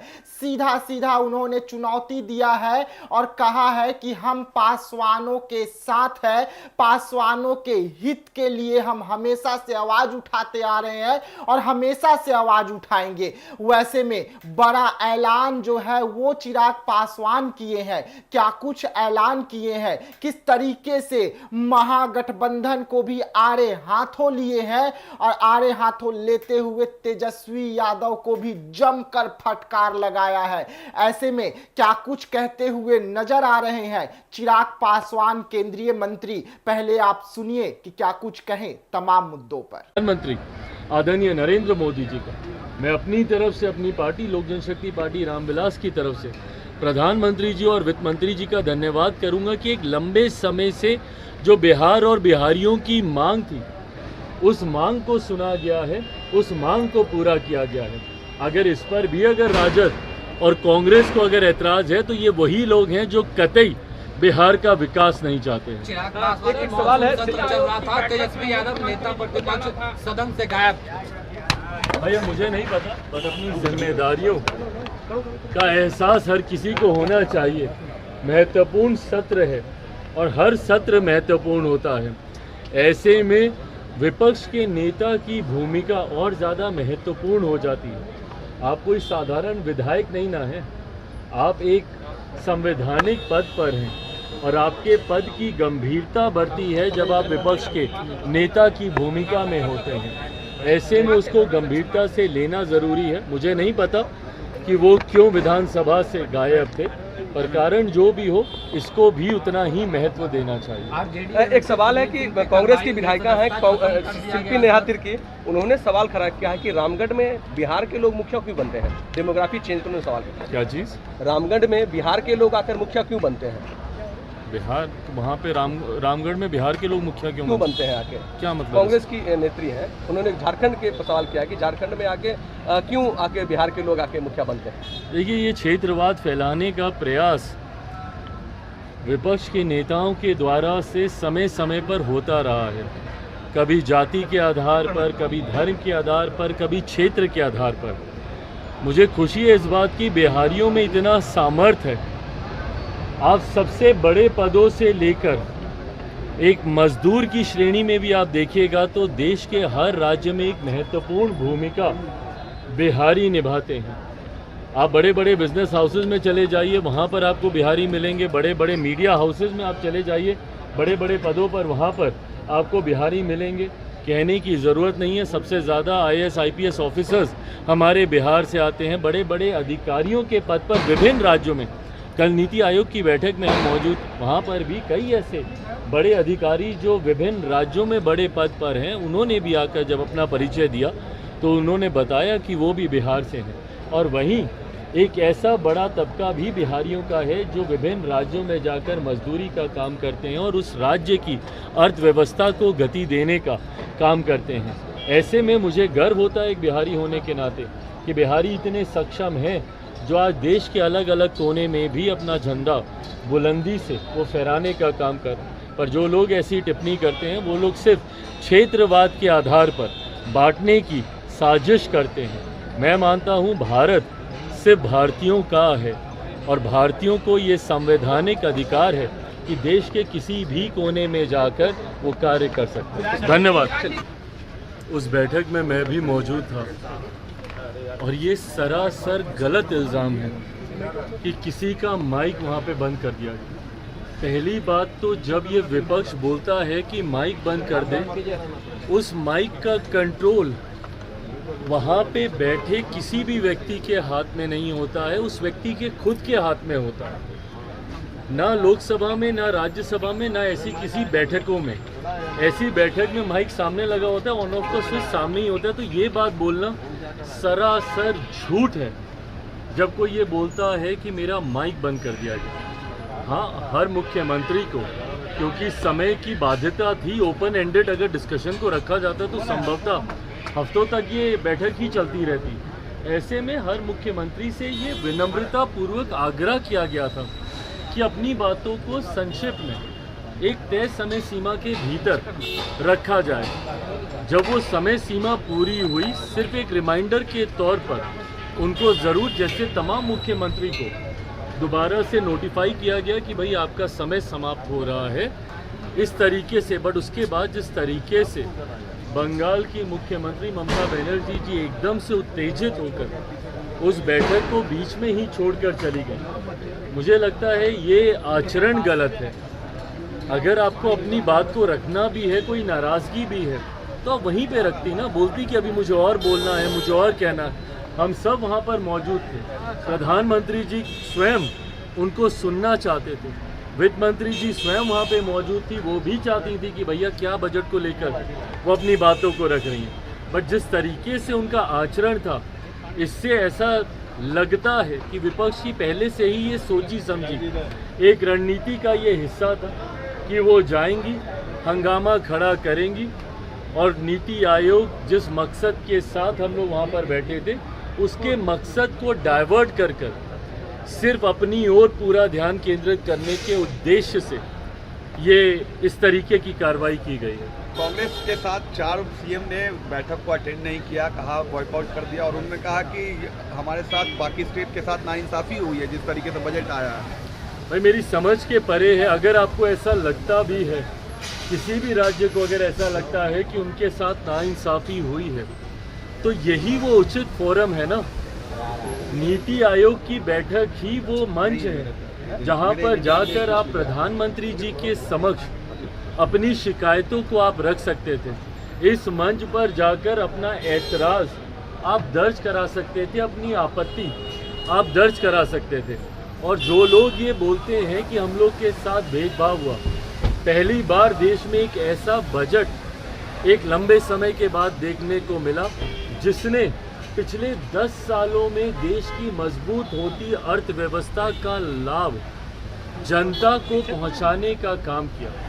इसमें जहां प्रमुखता से देश के गरीबों का जिक्र किया गया, अन्नदाता का जिक्र किया गया, नारी शक्ति का जिक्र किया गया, युवा शक्ति का इसमें जिक्र किया गया।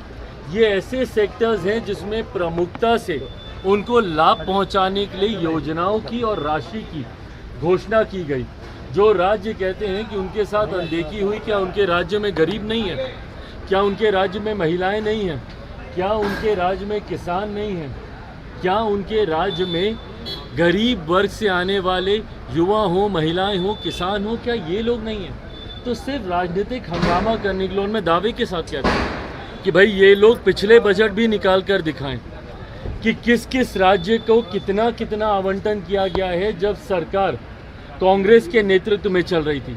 यूपीए की सरकार हो या उसके पहले की सरकार हो, कितने राज्यों का जिक्र किया गया। और मुझे ताज्जुब तो सबसे ज़्यादा राजद और कांग्रेस पर होता है। क्या राजद को खुशी नहीं होनी चाहिए कि भैया बिहार को एक बड़ी राशि आवंटित की गई है, इंफ्रास्ट्रक्चर डेवलपमेंट को लेकर हो, यहाँ पर सड़क को लेकर हो, पुल के निर्माण को लेकर हो। बिहार की सबसे बड़ी समस्या बाढ़, जिसका जिक्र हमेशा मैंने बिहार फर्स्ट, बिहारी फर्स्ट के माध्यम से मैंने किया, उस बाढ़ को लेकर लगभग 11,000 करोड़ की राशि अलग से आवंटित की जाती है। ऊर्जा को लेकर अलग से राशि आवंटित की जाती है। इंफ्रास्ट्रक्चर को लेकर राज्य में अलग से राशि आवंटित की जाती है। तो भैया अगर बिहार जैसा राज्य, जिसके लिए लंबे समय से हम लोग भी मांग करते थे भैया कि बिहार को विशेष राज्य का दर्जा मिलना चाहिए, बट स्पेशल कैटेगरी स्टेटस जब तक नहीं मिलता है, ये मांग भी हम लोग की थी कि बिहार को एक स्पेशल पैकेज मिलना चाहिए।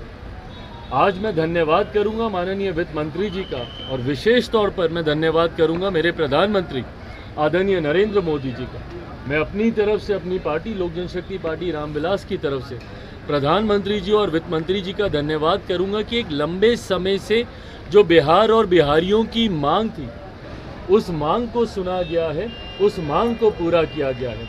अगर इस पर भी अगर राजद और कांग्रेस को अगर ऐतराज़ है, तो ये वही लोग हैं जो कतई बिहार का विकास नहीं चाहते हैं। चिराग पासवान एक सवाल है, सत्र चल रहा था, तेजस्वी यादव नेता प्रतिपक्ष सदन से गायब।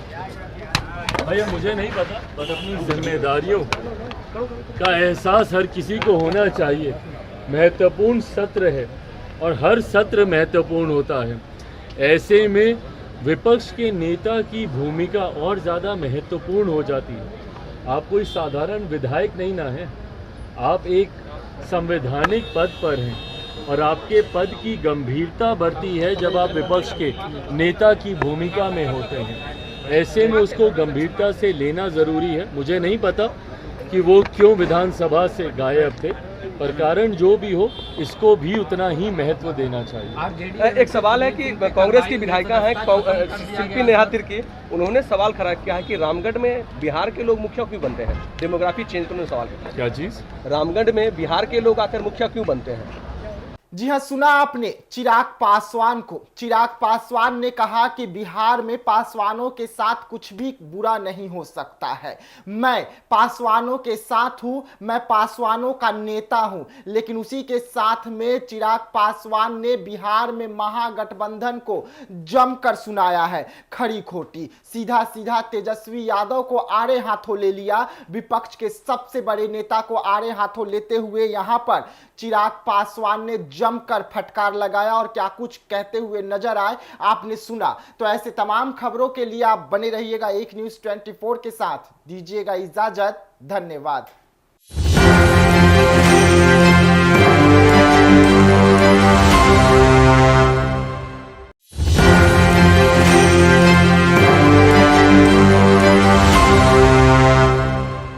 नमस्कार, मैं विकास सिंह और आप देख रहे हैं एक न्यूज़ 24। लोक जनशक्ति पार्टी रामविलास के राष्ट्रीय अध्यक्ष चिराग पासवान आज दिल्ली से पटना पहुंचते हैं।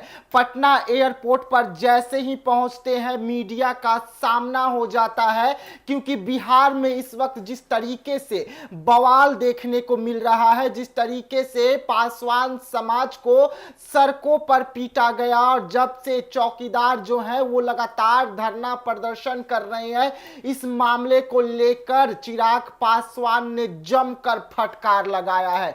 सीधा सीधा उन्होंने चुनौती दिया है और कहा है कि हम पासवानों के साथ हैं, पासवानों के हित के लिए हम हमेशा से आवाज उठाते आ रहे हैं और हमेशा से आवाज उठाएंगे। वैसे में बड़ा ऐलान जो है वो चिराग पासवान किए हैं। क्या कुछ ऐलान किए हैं, किस तरीके से महागठबंधन को भी आड़े हाथों लिए हैं और आड़े हाथों लेते हुए तेजस्वी यादव को भी जमकर फटकार लगाया है। ऐसे में क्या कुछ कहते हुए नजर आ रहे हैं चिराग पासवान केंद्रीय मंत्री। पहले आप सुनिए कि क्या कुछ कहें तमाम मुद्दों पर। प्रधानमंत्री आदरणीय नरेंद्र मोदी जी का मैं अपनी तरफ से, अपनी पार्टी लोक जनशक्ति पार्टी रामविलास की तरफ से प्रधानमंत्री जी और वित्त मंत्री जी का धन्यवाद करूंगा कि एक लंबे समय से जो बिहार और बिहारियों की मांग थी, उस मांग को सुना गया है, उस मांग को पूरा किया गया है। अगर इस पर भी अगर राजद और कांग्रेस को अगर ऐतराज है तो ये वही लोग हैं जो कतई बिहार का विकास नहीं चाहते हैं। चिराग पासवान एक सवाल है, चल रहा था, तेजस्वी यादव नेता प्रतिपक्ष सदन से गायब। भैया मुझे नहीं पता, बस अपनी जिम्मेदारियों का एहसास हर किसी को होना चाहिए। महत्वपूर्ण सत्र है और हर सत्र महत्वपूर्ण होता है। ऐसे में विपक्ष के नेता की भूमिका और ज़्यादा महत्वपूर्ण हो जाती है। आप कोई साधारण विधायक नहीं ना है, आप एक संवैधानिक पद पर हैं और आपके पद की गंभीरता बढ़ती है जब आप विपक्ष के नेता की भूमिका में होते हैं। ऐसे में उसको गंभीरता से लेना ज़रूरी है। मुझे नहीं पता कि वो क्यों विधानसभा से गायब थे, पर कारण जो भी हो इसको भी उतना ही महत्व देना चाहिए। एक सवाल है कि कांग्रेस की विधायिका हैं शिल्पी नेहा तिर्की, उन्होंने सवाल खड़ा किया है कि रामगढ़ में बिहार के लोग मुखिया क्यों बनते हैं? डेमोग्राफी चेंज करने सवाल किया। क्या चीज़? रामगढ़ में बिहार के लोग आकर मुखिया क्यों बनते हैं? बिहार वहाँ पे रामगढ़ में बिहार के लोग मुखिया क्यों बनते हैं आके? क्या मतलब? कांग्रेस की नेत्री हैं, उन्होंने झारखंड के सवाल किया कि झारखंड में आके क्यों आके बिहार के लोग आके मुखिया बनते हैं? देखिए, ये क्षेत्रवाद फैलाने का प्रयास विपक्ष के नेताओं के द्वारा से समय समय पर होता रहा है। कभी जाति के आधार पर, कभी धर्म के आधार पर, कभी क्षेत्र के आधार पर। मुझे खुशी है इस बात की, बिहारियों में इतना सामर्थ्य है।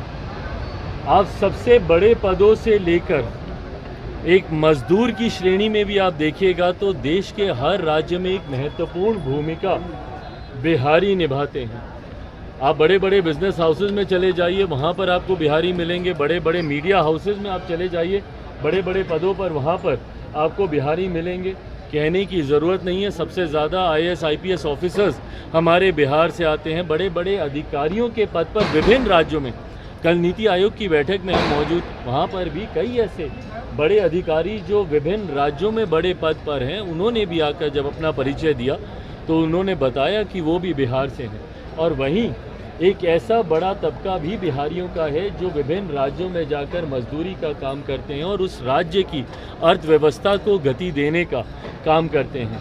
ऐसे में मुझे गर्व होता है एक बिहारी होने के नाते कि बिहारी इतने सक्षम हैं जो आज देश के अलग अलग कोने में भी अपना झंडा बुलंदी से वो फहराने का काम कर रहे हैं। पर जो लोग ऐसी टिप्पणी करते हैं वो लोग सिर्फ क्षेत्रवाद के आधार पर बांटने की साजिश करते हैं। मैं मानता हूँ भारत सिर्फ भारतीयों का है और भारतीयों को ये संवैधानिक अधिकार है कि देश के किसी भी कोने में जाकर वो कार्य कर सकते हैं। धन्यवाद।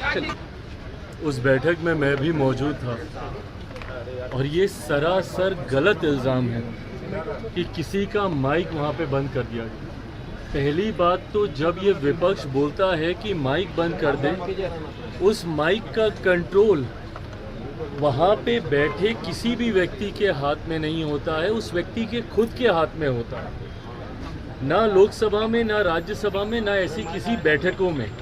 ऐसी बैठक में माइक सामने लगा होता है, ऑन ऑफ का स्विच सामने ही होता है। तो ये बात बोलना सरासर झूठ है जब कोई ये बोलता है कि मेरा माइक बंद कर दिया गया। हाँ, हर मुख्यमंत्री को, क्योंकि समय की बाध्यता थी, ओपन एंडेड अगर डिस्कशन को रखा जाता तो संभवतः हफ्तों तक ये बैठक ही चलती रहती। ऐसे में हर मुख्यमंत्री से ये विनम्रता पूर्वक आग्रह किया गया था कि अपनी बातों को संक्षिप्त में एक तय समय सीमा के भीतर रखा जाए। जब वो समय सीमा पूरी हुई, सिर्फ एक रिमाइंडर के तौर पर उनको ज़रूर, जैसे तमाम मुख्यमंत्री को दोबारा से नोटिफाई किया गया कि भाई आपका समय समाप्त हो रहा है, इस तरीके से। बट उसके बाद जिस तरीके से बंगाल की मुख्यमंत्री ममता बनर्जी जी एकदम से उत्तेजित होकर उस बैठक को बीच में ही छोड़कर चली गई, मुझे लगता है ये आचरण गलत है।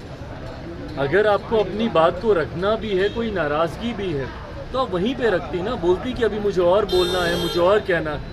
हम सब वहाँ पर मौजूद थे। प्रधानमंत्री जी स्वयं उनको सुनना चाहते थे, वित्त मंत्री जी स्वयं वहाँ पे मौजूद थी, वो भी चाहती थी कि भैया क्या बजट को लेकर वो अपनी बातों को रख रही हैं। बट जिस तरीके से उनका आचरण था, इससे ऐसा लगता है कि विपक्ष की पहले से ही ये सोची समझी एक रणनीति का ये हिस्सा था कि वो जाएंगी, हंगामा खड़ा करेंगी और नीति आयोग जिस मकसद के साथ हम लोग वहाँ पर बैठे थे, उसके मकसद को डाइवर्ट कर सिर्फ अपनी ओर पूरा ध्यान केंद्रित करने के उद्देश्य से ये इस तरीके की कार्रवाई की गई है। कांग्रेस के साथ 4 सीएम ने बैठक को अटेंड नहीं किया, कहा बॉयकॉट कर दिया, और उन्होंने कहा कि हमारे साथ बाकी स्टेट के साथ नाइंसाफ़ी हुई है जिस तरीके से बजट आया है। भाई मेरी समझ के परे है। अगर आपको ऐसा लगता भी है, किसी भी राज्य को अगर ऐसा लगता है कि उनके साथ नाइंसाफ़ी हुई है, तो यही वो उचित फोरम है ना। नीति आयोग की बैठक ही वो मंच है जहां पर जाकर आप प्रधानमंत्री जी के समक्ष अपनी शिकायतों को आप रख सकते थे। इस मंच पर जाकर अपना ऐतराज़ आप दर्ज करा सकते थे, अपनी आपत्ति आप दर्ज करा सकते थे। और जो लोग ये बोलते हैं कि हम लोग के साथ भेदभाव हुआ, पहली बार देश में एक ऐसा बजट एक लंबे समय के बाद देखने को मिला जिसने पिछले 10 सालों में देश की मजबूत होती अर्थव्यवस्था का लाभ जनता को पहुंचाने का काम किया। इसमें जहां प्रमुखता से देश के गरीबों का जिक्र किया गया, अन्नदाता का जिक्र किया गया, नारी शक्ति का जिक्र किया गया, युवा शक्ति का इसमें जिक्र किया गया। ये ऐसे सेक्टर्स हैं जिसमें प्रमुखता से उनको लाभ पहुंचाने के लिए योजनाओं की और राशि की घोषणा की गई। जो राज्य कहते हैं कि उनके साथ अनदेखी हुई, क्या उनके राज्य में गरीब नहीं है? क्या उनके राज्य में महिलाएं नहीं हैं? क्या उनके राज्य में किसान नहीं हैं? क्या उनके राज्य में गरीब वर्ग से आने वाले युवा हो, महिलाएं हो, किसान हो, क्या ये लोग नहीं हैं? तो सिर्फ राजनीतिक हंगामा करने के लिए उनमें दावे के साथ कहते हैं कि भाई ये लोग पिछले बजट भी निकाल कर दिखाएं कि किस किस राज्य को कितना कितना आवंटन किया गया है जब सरकार कांग्रेस के नेतृत्व में चल रही थी। यूपीए की सरकार हो या उसके पहले की सरकार हो, कितने राज्यों का जिक्र किया गया। और मुझे ताज्जुब तो सबसे ज़्यादा राजद और कांग्रेस पर होता है।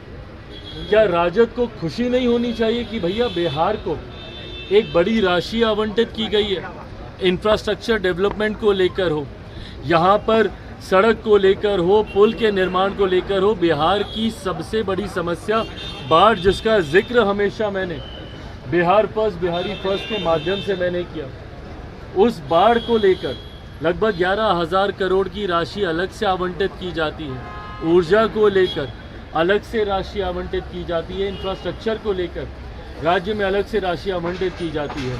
तो भैया अगर बिहार जैसा राज्य, जिसके लिए लंबे समय से हम लोग भी मांग करते थे भैया कि बिहार को विशेष राज्य का दर्जा मिलना चाहिए, बट स्पेशल कैटेगरी स्टेटस जब तक नहीं मिलता है, ये मांग भी हम लोग की थी कि बिहार को एक स्पेशल पैकेज मिलना चाहिए। आज मैं धन्यवाद करूंगा माननीय वित्त मंत्री जी का, और विशेष तौर पर मैं धन्यवाद करूंगा मेरे प्रधानमंत्री आदरणीय नरेंद्र मोदी जी का। मैं अपनी तरफ से, अपनी पार्टी लोक जनशक्ति पार्टी रामविलास की तरफ से प्रधानमंत्री जी और वित्त मंत्री जी का धन्यवाद करूंगा कि एक लंबे समय से जो बिहार और बिहारियों की मांग थी, उस मांग को सुना गया है, उस मांग को पूरा किया गया है। अगर इस पर भी अगर राजद और कांग्रेस को अगर ऐतराज है, तो ये वही लोग हैं जो कतई बिहार का विकास नहीं चाहते हैं। चिराग पासवान, एक सवाल है, सत्र चल रहा था, तेजस्वी यादव नेता प्रतिपक्ष सदन से गायब। भैया मुझे नहीं पता, बस अपनी जिम्मेदारियों का एहसास हर किसी को होना चाहिए।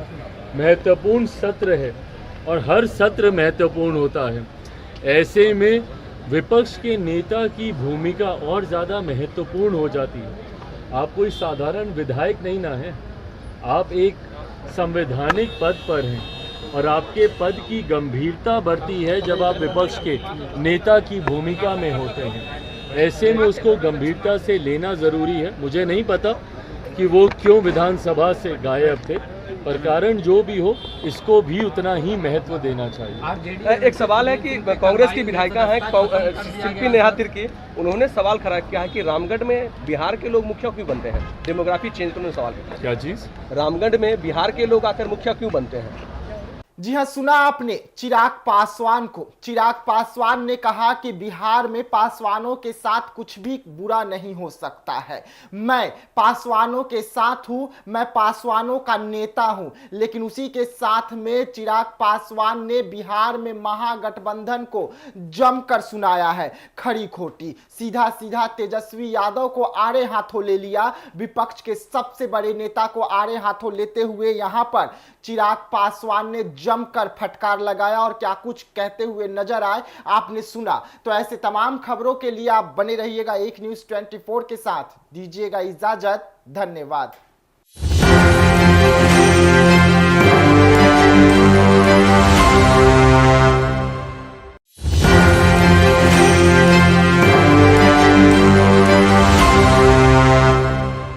नमस्कार, मैं विकास सिंह और आप देख रहे हैं एक न्यूज़ 24। लोक जनशक्ति पार्टी रामविलास के राष्ट्रीय अध्यक्ष चिराग पासवान आज दिल्ली से पटना पहुंचते हैं।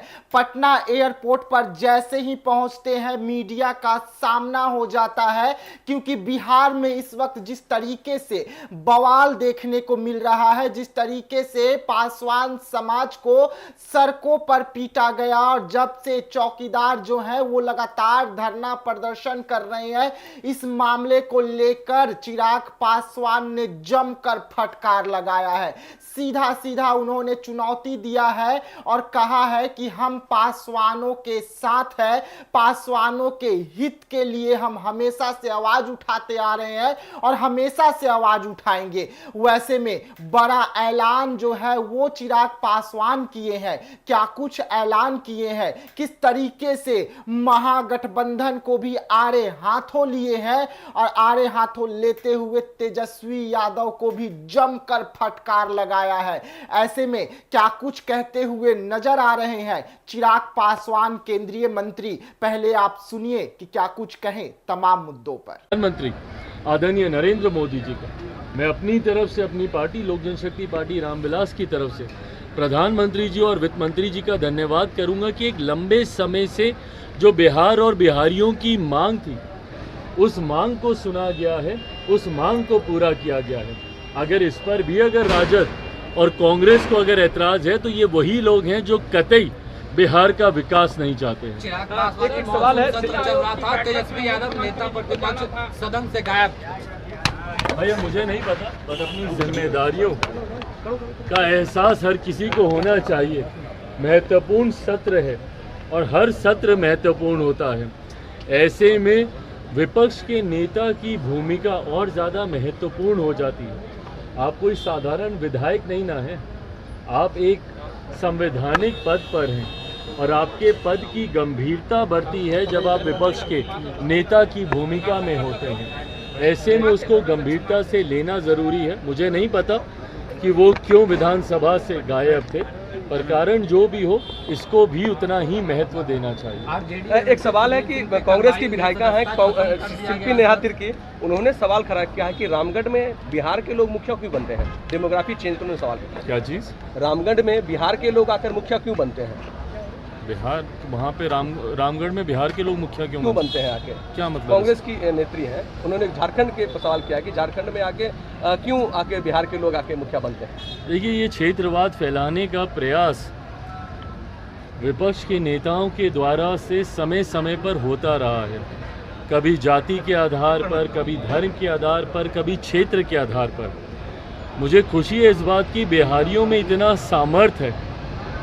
आप सबसे बड़े पदों से लेकर एक मजदूर की श्रेणी में भी आप देखिएगा तो देश के हर राज्य में एक महत्वपूर्ण भूमिका बिहारी निभाते हैं।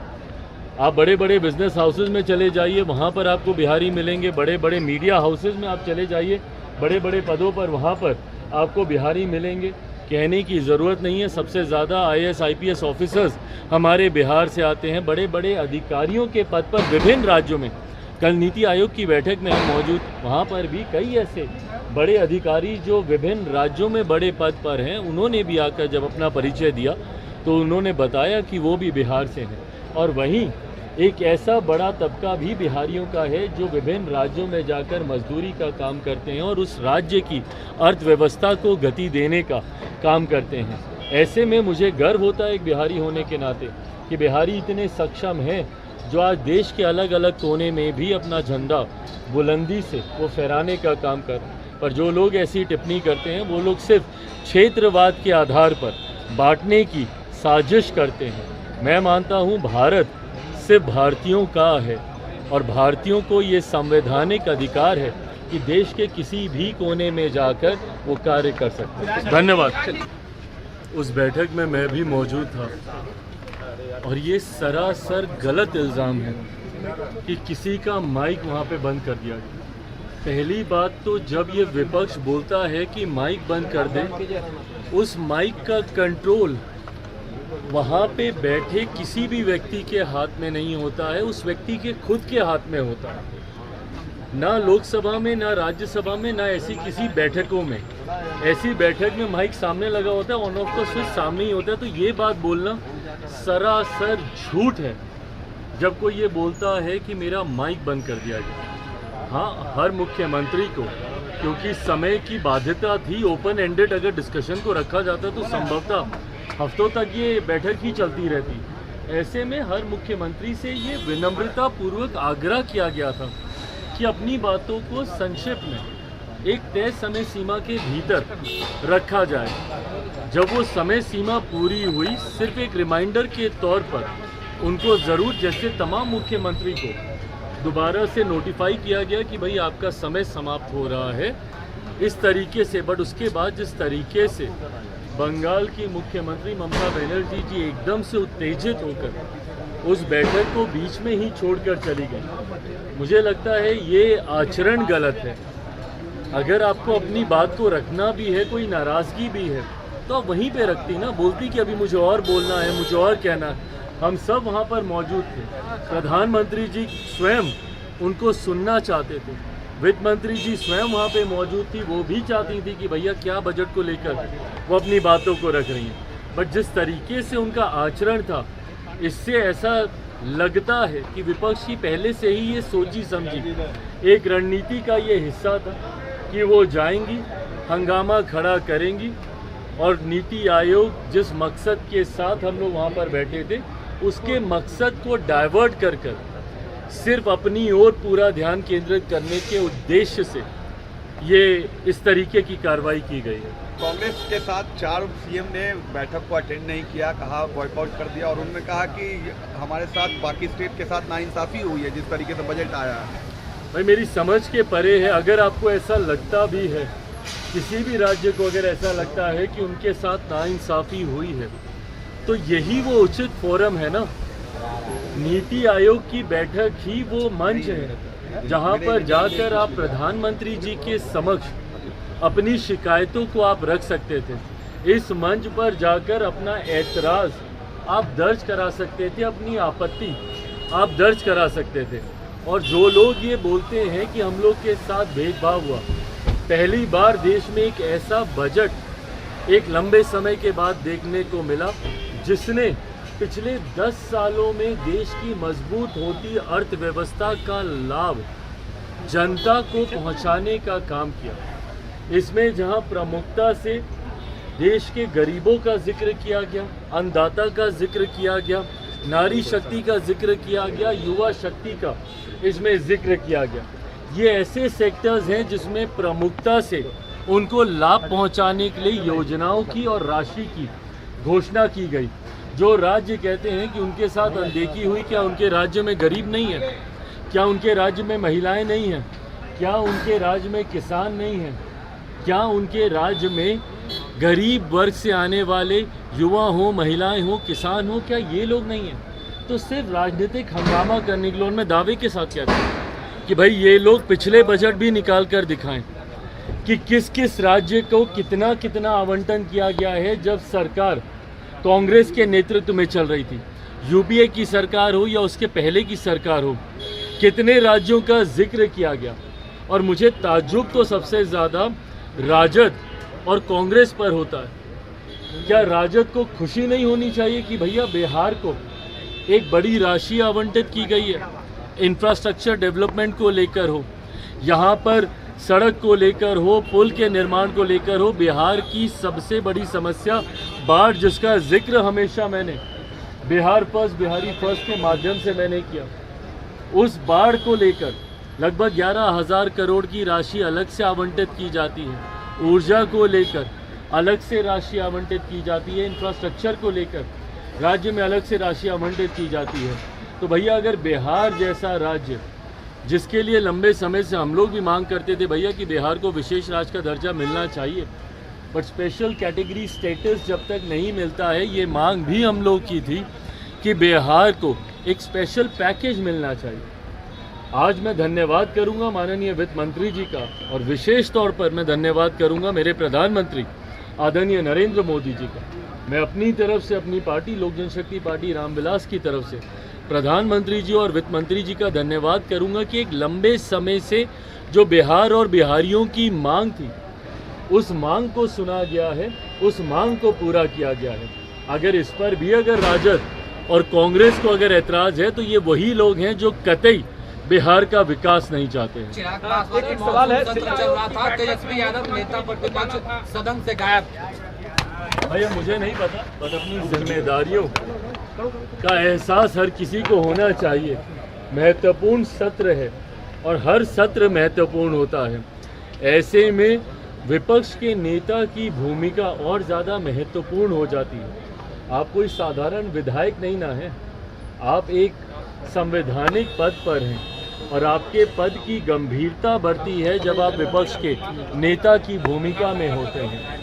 ऐसे में उसको गंभीरता से लेना ज़रूरी है। मुझे नहीं पता कि वो क्यों विधानसभा से गायब थे, पर कारण जो भी हो, इसको भी उतना ही महत्व देना चाहिए। एक सवाल है कि कांग्रेस की विधायिका हैं शिल्पी नेहा तिर्की, उन्होंने सवाल खड़ा किया है कि रामगढ़ में बिहार के लोग मुखिया क्यों बनते हैं? डेमोग्राफी चेंज करने सवाल किया। क्या चीज़? रामगढ़ में बिहार के लोग आकर मुखिया क्यों बनते हैं?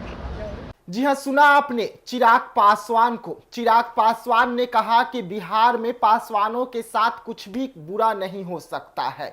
मैं पासवानों के साथ हूं, मैं पासवानों का नेता हूं। लेकिन उसी के साथ में चिराग पासवान ने बिहार में महागठबंधन को जमकर सुनाया है खरी खोटी। सीधा सीधा तेजस्वी यादव को आड़े हाथों ले लिया। विपक्ष के सबसे बड़े नेता को आड़े हाथों लेते हुए यहां पर चिराग पासवान ने जमकर फटकार लगाया और क्या कुछ कहते हुए नजर आए आपने सुना।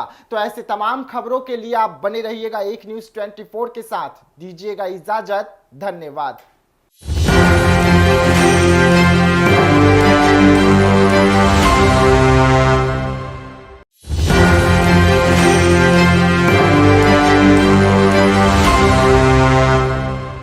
नमस्कार, मैं विकास सिंह और आप देख रहे हैं एक न्यूज़ 24। लोक जनशक्ति पार्टी रामविलास के राष्ट्रीय अध्यक्ष चिराग पासवान आज दिल्ली से पटना पहुंचते हैं। पटना एयरपोर्ट पर जैसे ही पहुंचते हैं मीडिया का सामना हो जाता है, क्योंकि बिहार में इस वक्त जिस तरीके से बवाल देखने को मिल रहा है, जिस तरीके से पासवान समाज को सड़कों पर पीटा गया और जब से चौकीदार जो है वो लगातार धरना प्रदर्शन कर रहे हैं, इस मामले को लेकर चिराग पासवान ने जमकर फटकार लगाया है। सीधा सीधा उन्होंने चुनौती दिया है और कहा है कि हम पासवानों के साथ हैं, पासवानों के हित के लिए हम हमेशा से आवाज उठाते आ रहे हैं और हमेशा से आवाज उठाएंगे। वैसे में बड़ा ऐलान जो है वो चिराग पासवान किए हैं। क्या कुछ ऐलान किए हैं, किस तरीके से महागठबंधन को भी आड़े हाथों लिए हैं और आड़े हाथों लेते हुए तेजस्वी यादव को भी जमकर फटकार लगाया है। ऐसे में क्या कुछ कहते हुए नजर आ रहे हैं चिराग पासवान केंद्रीय मंत्री। पहले आप सुनिए कि क्या कुछ कहें तमाम मुद्दों पर। प्रधानमंत्री आदरणीय नरेंद्र मोदी जी का मैं अपनी तरफ से, अपनी पार्टी लोक जनशक्ति पार्टी रामविलास की तरफ से प्रधानमंत्री जी और वित्त मंत्री जी का धन्यवाद करूंगा कि एक लंबे समय से जो बिहार और बिहारियों की मांग थी, उस मांग को सुना गया है, उस मांग को पूरा किया गया है। अगर इस पर भी अगर राजद और कांग्रेस को अगर ऐतराज है तो ये वही लोग हैं जो कतई बिहार का विकास नहीं चाहते हैं। चिराग पासवान एक सवाल है, सत्र चल रहा था, तेजस्वी यादव नेता प्रतिपक्ष सदन से गायब। भैया मुझे नहीं पता, पर अपनी जिम्मेदारियों का एहसास हर किसी को होना चाहिए। महत्वपूर्ण सत्र है और हर सत्र महत्वपूर्ण होता है।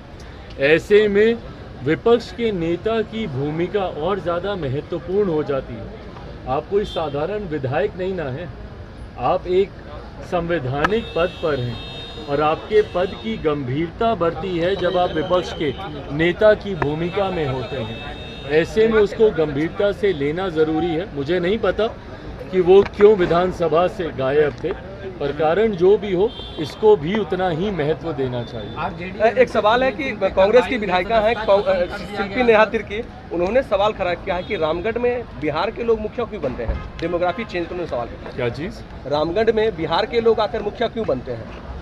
बिहार वहाँ पे रामगढ़ में बिहार के लोग मुखिया क्यों बनते हैं आके? क्या मतलब? कांग्रेस की नेत्री हैं, उन्होंने झारखंड के सवाल किया कि झारखंड में आके क्यों आके बिहार के लोग आके मुखिया बनते हैं। देखिए, ये क्षेत्रवाद फैलाने का प्रयास विपक्ष के नेताओं के द्वारा से समय समय पर होता रहा है। कभी जाति के आधार पर, कभी धर्म के आधार पर, कभी क्षेत्र के आधार पर। मुझे खुशी है इस बात की, बिहारियों में इतना सामर्थ्य है। आप सबसे बड़े पदों से लेकर एक मजदूर की श्रेणी में भी आप देखिएगा तो देश के हर राज्य में एक महत्वपूर्ण भूमिका बिहारी निभाते हैं। आप बड़े बड़े बिजनेस हाउसेज में चले जाइए, वहाँ पर आपको बिहारी मिलेंगे। बड़े बड़े मीडिया हाउसेज में आप चले जाइए, बड़े बड़े पदों पर वहाँ पर आपको बिहारी मिलेंगे। कहने की ज़रूरत नहीं है, सबसे ज़्यादा IAS IPS ऑफिसर्स हमारे बिहार से आते हैं। बड़े बड़े अधिकारियों के पद पर विभिन्न राज्यों में, कल नीति आयोग की बैठक में हम मौजूद, वहाँ पर भी कई ऐसे बड़े अधिकारी जो विभिन्न राज्यों में बड़े पद पर हैं, उन्होंने भी आकर जब अपना परिचय दिया तो उन्होंने बताया कि वो भी बिहार से हैं। और वहीं एक ऐसा बड़ा तबका भी बिहारियों का है जो विभिन्न राज्यों में जाकर मजदूरी का काम करते हैं और उस राज्य की अर्थव्यवस्था को गति देने का काम करते हैं। ऐसे में मुझे गर्व होता है एक बिहारी होने के नाते कि बिहारी इतने सक्षम हैं जो आज देश के अलग अलग कोने में भी अपना झंडा बुलंदी से वो फहराने का काम कर रहे हैं। पर जो लोग ऐसी टिप्पणी करते हैं वो लोग सिर्फ क्षेत्रवाद के आधार पर बांटने की साजिश करते हैं। मैं मानता हूँ भारत सिर्फ भारतीयों का है और भारतीयों को ये संवैधानिक अधिकार है कि देश के किसी भी कोने में जाकर वो कार्य कर सकते हैं। धन्यवाद। उस बैठक में मैं भी मौजूद था और ये सरासर गलत इल्ज़ाम है कि किसी का माइक वहाँ पे बंद कर दिया गया। पहली बात तो जब ये विपक्ष बोलता है कि माइक बंद कर दें, उस माइक का कंट्रोल वहाँ पे बैठे किसी भी व्यक्ति के हाथ में नहीं होता है, उस व्यक्ति के खुद के हाथ में होता है। ना लोकसभा में, ना राज्यसभा में, ना ऐसी किसी बैठकों में। ऐसी बैठक में माइक सामने लगा होता है, ऑन ऑफ का स्विच सामने ही होता है। तो ये बात बोलना सरासर झूठ है जब कोई ये बोलता है कि मेरा माइक बंद कर दिया गया। हाँ, हर मुख्यमंत्री को, क्योंकि समय की बाध्यता थी, ओपन एंडेड अगर डिस्कशन को रखा जाता तो संभवतः हफ्तों तक ये बैठक ही चलती रहती। ऐसे में हर मुख्यमंत्री से ये विनम्रता पूर्वक आग्रह किया गया था कि अपनी बातों को संक्षिप्त में एक तय समय सीमा के भीतर रखा जाए। जब वो समय सीमा पूरी हुई, सिर्फ एक रिमाइंडर के तौर पर उनको ज़रूर, जैसे तमाम मुख्यमंत्री को दोबारा से नोटिफाई किया गया कि भाई आपका समय समाप्त हो रहा है, इस तरीके से। बट उसके बाद जिस तरीके से बंगाल की मुख्यमंत्री ममता बनर्जी जी एकदम से उत्तेजित होकर उस बैठक को बीच में ही छोड़कर चली गई, मुझे लगता है ये आचरण गलत है। अगर आपको अपनी बात को रखना भी है, कोई नाराज़गी भी है, तो आप वहीं पे रखती ना, बोलती कि अभी मुझे और बोलना है, मुझे और कहना है। हम सब वहाँ पर मौजूद थे। प्रधानमंत्री जी स्वयं उनको सुनना चाहते थे, वित्त मंत्री जी स्वयं वहाँ पे मौजूद थी, वो भी चाहती थी कि भैया क्या बजट को लेकर वो अपनी बातों को रख रही हैं। बट जिस तरीके से उनका आचरण था, इससे ऐसा लगता है कि विपक्ष की पहले से ही ये सोची समझी एक रणनीति का ये हिस्सा था कि वो जाएंगी, हंगामा खड़ा करेंगी और नीति आयोग जिस मकसद के साथ हम लोग वहाँ पर बैठे थे, उसके मकसद को डाइवर्ट कर सिर्फ अपनी ओर पूरा ध्यान केंद्रित करने के उद्देश्य से ये इस तरीके की कार्रवाई की गई है। कांग्रेस के साथ 4 सीएम ने बैठक को अटेंड नहीं किया, कहा बॉयकॉट कर दिया, और उन्होंने कहा कि हमारे साथ बाकी स्टेट के साथ नाइंसाफ़ी हुई है जिस तरीके से बजट आया है। भाई मेरी समझ के परे है। अगर आपको ऐसा लगता भी है, किसी भी राज्य को अगर ऐसा लगता है कि उनके साथ नाइंसाफ़ी हुई है, तो यही वो उचित फोरम है ना। नीति आयोग की बैठक ही वो मंच है जहां पर जाकर आप प्रधानमंत्री जी के समक्ष अपनी शिकायतों को आप रख सकते थे। इस मंच पर जाकर अपना ऐतराज़ आप दर्ज करा सकते थे, अपनी आपत्ति आप दर्ज करा सकते थे। और जो लोग ये बोलते हैं कि हम लोग के साथ भेदभाव हुआ, पहली बार देश में एक ऐसा बजट एक लंबे समय के बाद देखने को मिला जिसने पिछले 10 सालों में देश की मजबूत होती अर्थव्यवस्था का लाभ जनता को पहुंचाने का काम किया। इसमें जहां प्रमुखता से देश के गरीबों का जिक्र किया गया, अन्नदाता का जिक्र किया गया, नारी शक्ति का जिक्र किया गया, युवा शक्ति का इसमें जिक्र किया गया। ये ऐसे सेक्टर्स हैं जिसमें प्रमुखता से उनको लाभ पहुंचाने के लिए योजनाओं की और राशि की घोषणा की गई। जो राज्य कहते हैं कि उनके साथ अनदेखी हुई, क्या उनके राज्य में गरीब नहीं है? क्या उनके राज्य में महिलाएं नहीं हैं? क्या उनके राज्य में किसान नहीं हैं? क्या उनके राज्य में गरीब वर्ग से आने वाले युवा हों, महिलाएं हों, किसान हों, क्या ये लोग नहीं हैं? तो सिर्फ राजनीतिक हंगामा करने के लिए उनमें दावे के साथ कहते हैं कि भाई ये लोग पिछले बजट भी निकाल कर दिखाएं कि किस किस राज्य को कितना कितना आवंटन किया गया है जब सरकार कांग्रेस के नेतृत्व में चल रही थी। यूपीए की सरकार हो या उसके पहले की सरकार हो, कितने राज्यों का जिक्र किया गया। और मुझे ताज्जुब तो सबसे ज़्यादा राजद और कांग्रेस पर होता है। क्या राजद को खुशी नहीं होनी चाहिए कि भैया बिहार को एक बड़ी राशि आवंटित की गई है, इंफ्रास्ट्रक्चर डेवलपमेंट को लेकर हो, यहाँ पर सड़क को लेकर हो, पुल के निर्माण को लेकर हो, बिहार की सबसे बड़ी समस्या बाढ़, जिसका जिक्र हमेशा मैंने बिहार फर्स्ट, बिहारी फर्स्ट के माध्यम से मैंने किया, उस बाढ़ को लेकर लगभग 11,000 करोड़ की राशि अलग से आवंटित की जाती है। ऊर्जा को लेकर अलग से राशि आवंटित की जाती है। इंफ्रास्ट्रक्चर को लेकर राज्य में अलग से राशि आवंटित की जाती है। तो भैया, अगर बिहार जैसा राज्य, जिसके लिए लंबे समय से हम लोग भी मांग करते थे भैया कि बिहार को विशेष राज्य का दर्जा मिलना चाहिए, बट स्पेशल कैटेगरी स्टेटस जब तक नहीं मिलता है, ये मांग भी हम लोग की थी कि बिहार को एक स्पेशल पैकेज मिलना चाहिए। आज मैं धन्यवाद करूंगा माननीय वित्त मंत्री जी का, और विशेष तौर पर मैं धन्यवाद करूंगा मेरे प्रधानमंत्री आदरणीय नरेंद्र मोदी जी का। मैं अपनी तरफ से, अपनी पार्टी लोक जनशक्ति पार्टी रामविलास की तरफ से प्रधानमंत्री जी और वित्त मंत्री जी का धन्यवाद करूंगा कि एक लंबे समय से जो बिहार और बिहारियों की मांग थी, उस मांग को सुना गया है, उस मांग को पूरा किया गया है। अगर इस पर भी अगर राजद और कांग्रेस को अगर ऐतराज है, तो ये वही लोग हैं जो कतई बिहार का विकास नहीं चाहते हैं। चिराग पासवान एक सवाल है, सत्र चल रहा था, तेजस्वी यादव नेता प्रतिपक्ष सदन से गायब। भैया, मुझे नहीं पता, बस अपनी जिम्मेदारियों का एहसास हर किसी को होना चाहिए। महत्वपूर्ण सत्र है और हर सत्र महत्वपूर्ण होता है।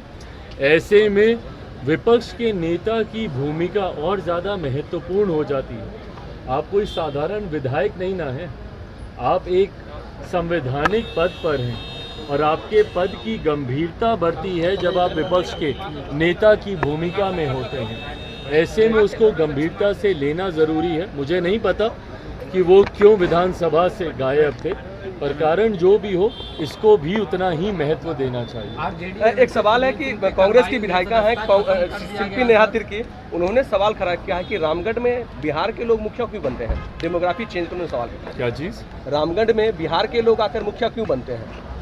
जी हाँ, सुना आपने चिराग पासवान को। चिराग पासवान ने कहा कि बिहार में पासवानों के साथ कुछ भी बुरा नहीं हो सकता है।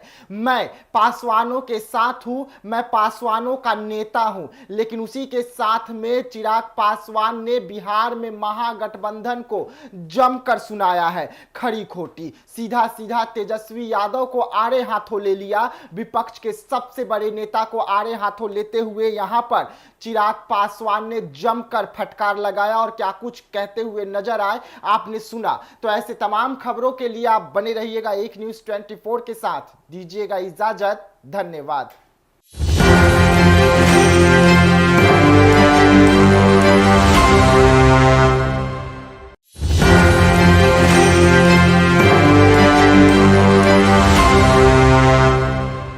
नमस्कार, मैं विकास सिंह और आप देख रहे हैं एक न्यूज़ 24। लोक जनशक्ति पार्टी रामविलास के राष्ट्रीय अध्यक्ष चिराग पासवान आज दिल्ली से पटना पहुंचते हैं।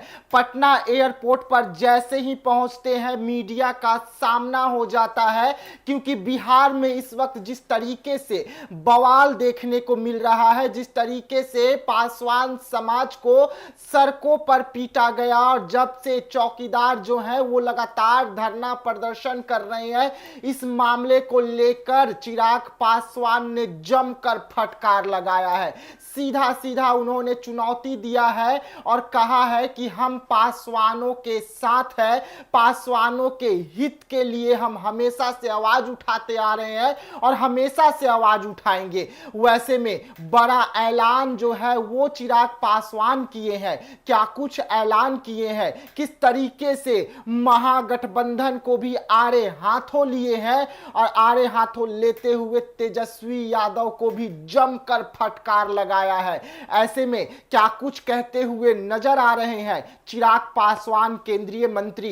पहले आप सुनिए कि क्या कुछ कहें तमाम मुद्दों पर। प्रधानमंत्री आदरणीय नरेंद्र मोदी जी का मैं अपनी तरफ से, अपनी पार्टी लोक जनशक्ति पार्टी रामविलास की तरफ से प्रधानमंत्री जी और वित्त मंत्री जी का धन्यवाद करूंगा कि एक लंबे समय से जो बिहार और बिहारियों की मांग थी, उस मांग को सुना गया है, उस मांग को पूरा किया गया है।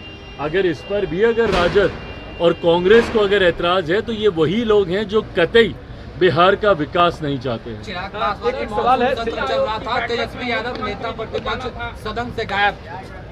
भैया मुझे नहीं पता, बस अपनी जिम्मेदारियों का एहसास हर किसी को होना चाहिए। महत्वपूर्ण सत्र है और हर सत्र महत्वपूर्ण होता है। ऐसे में विपक्ष के नेता की भूमिका और ज़्यादा महत्वपूर्ण हो जाती है। आप कोई साधारण विधायक नहीं ना है, आप एक संवैधानिक पद पर हैं और आपके पद की गंभीरता बढ़ती है जब आप विपक्ष के नेता की भूमिका में होते हैं। ऐसे में उसको गंभीरता से लेना ज़रूरी है। मुझे नहीं पता कि वो क्यों विधानसभा से गायब थे, पर कारण जो भी हो इसको भी उतना ही महत्व देना चाहिए। एक सवाल है कि कांग्रेस की विधायिका हैं शिल्पी नेहा तिर्की, उन्होंने सवाल खड़ा किया है कि रामगढ़ में बिहार के लोग मुखिया क्यों बनते हैं? डेमोग्राफी चेंज करने सवाल किया। क्या चीज़? रामगढ़ में बिहार के लोग आकर मुखिया क्यों बनते हैं? बिहार वहाँ पे रामगढ़ में बिहार के लोग मुखिया क्यों बनते हैं आके? क्या मतलब? कांग्रेस की नेत्री हैं, उन्होंने झारखंड के सवाल किया कि झारखंड में आके क्यों आके बिहार के लोग आके मुखिया बनते हैं? देखिए, ये क्षेत्रवाद फैलाने का प्रयास विपक्ष के नेताओं के द्वारा से समय समय पर होता रहा है। कभी जाति के आधार पर, कभी धर्म के आधार पर, कभी क्षेत्र के आधार पर। मुझे खुशी है इस बात की, बिहारियों में इतना सामर्थ्य है। आप सबसे बड़े पदों से लेकर एक मजदूर की श्रेणी में भी आप देखिएगा तो देश के हर राज्य में एक महत्वपूर्ण भूमिका बिहारी निभाते हैं। आप बड़े बड़े बिजनेस हाउसेज में चले जाइए, वहाँ पर आपको बिहारी मिलेंगे। बड़े बड़े मीडिया हाउसेज में आप चले जाइए, बड़े बड़े पदों पर वहाँ पर आपको बिहारी मिलेंगे। कहने की ज़रूरत नहीं है, सबसे ज़्यादा IAS IPS ऑफिसर्स हमारे बिहार से आते हैं। बड़े बड़े अधिकारियों के पद पर विभिन्न राज्यों में, कल नीति आयोग की बैठक में हम मौजूद, वहाँ पर भी कई ऐसे बड़े अधिकारी जो विभिन्न राज्यों में बड़े पद पर हैं, उन्होंने भी आकर जब अपना परिचय दिया तो उन्होंने बताया कि वो भी बिहार से हैं। और वहीं एक ऐसा बड़ा तबका भी बिहारियों का है जो विभिन्न राज्यों में जाकर मजदूरी का काम करते हैं और उस राज्य की अर्थव्यवस्था को गति देने का काम करते हैं। ऐसे में मुझे गर्व होता है एक बिहारी होने के नाते कि बिहारी इतने सक्षम हैं जो आज देश के अलग अलग कोने में भी अपना झंडा बुलंदी से वो फहराने का काम कर रहे हैं। पर जो लोग ऐसी टिप्पणी करते हैं वो लोग सिर्फ क्षेत्रवाद के आधार पर बांटने की साजिश करते हैं। मैं मानता हूँ भारत सिर्फ भारतीयों का है और भारतीयों को ये संवैधानिक अधिकार है कि देश के किसी भी कोने में जाकर वो कार्य कर सकते हैं। धन्यवाद। उस बैठक में मैं भी मौजूद था और ये सरासर गलत इल्ज़ाम है कि किसी का माइक वहाँ पे बंद कर दिया गया। पहली बात तो जब ये विपक्ष बोलता है कि माइक बंद कर दें, उस माइक का कंट्रोल वहाँ पे बैठे किसी भी व्यक्ति के हाथ में नहीं होता है, उस व्यक्ति के खुद के हाथ में होता है। ना लोकसभा में, ना राज्यसभा में, ना ऐसी किसी बैठकों में।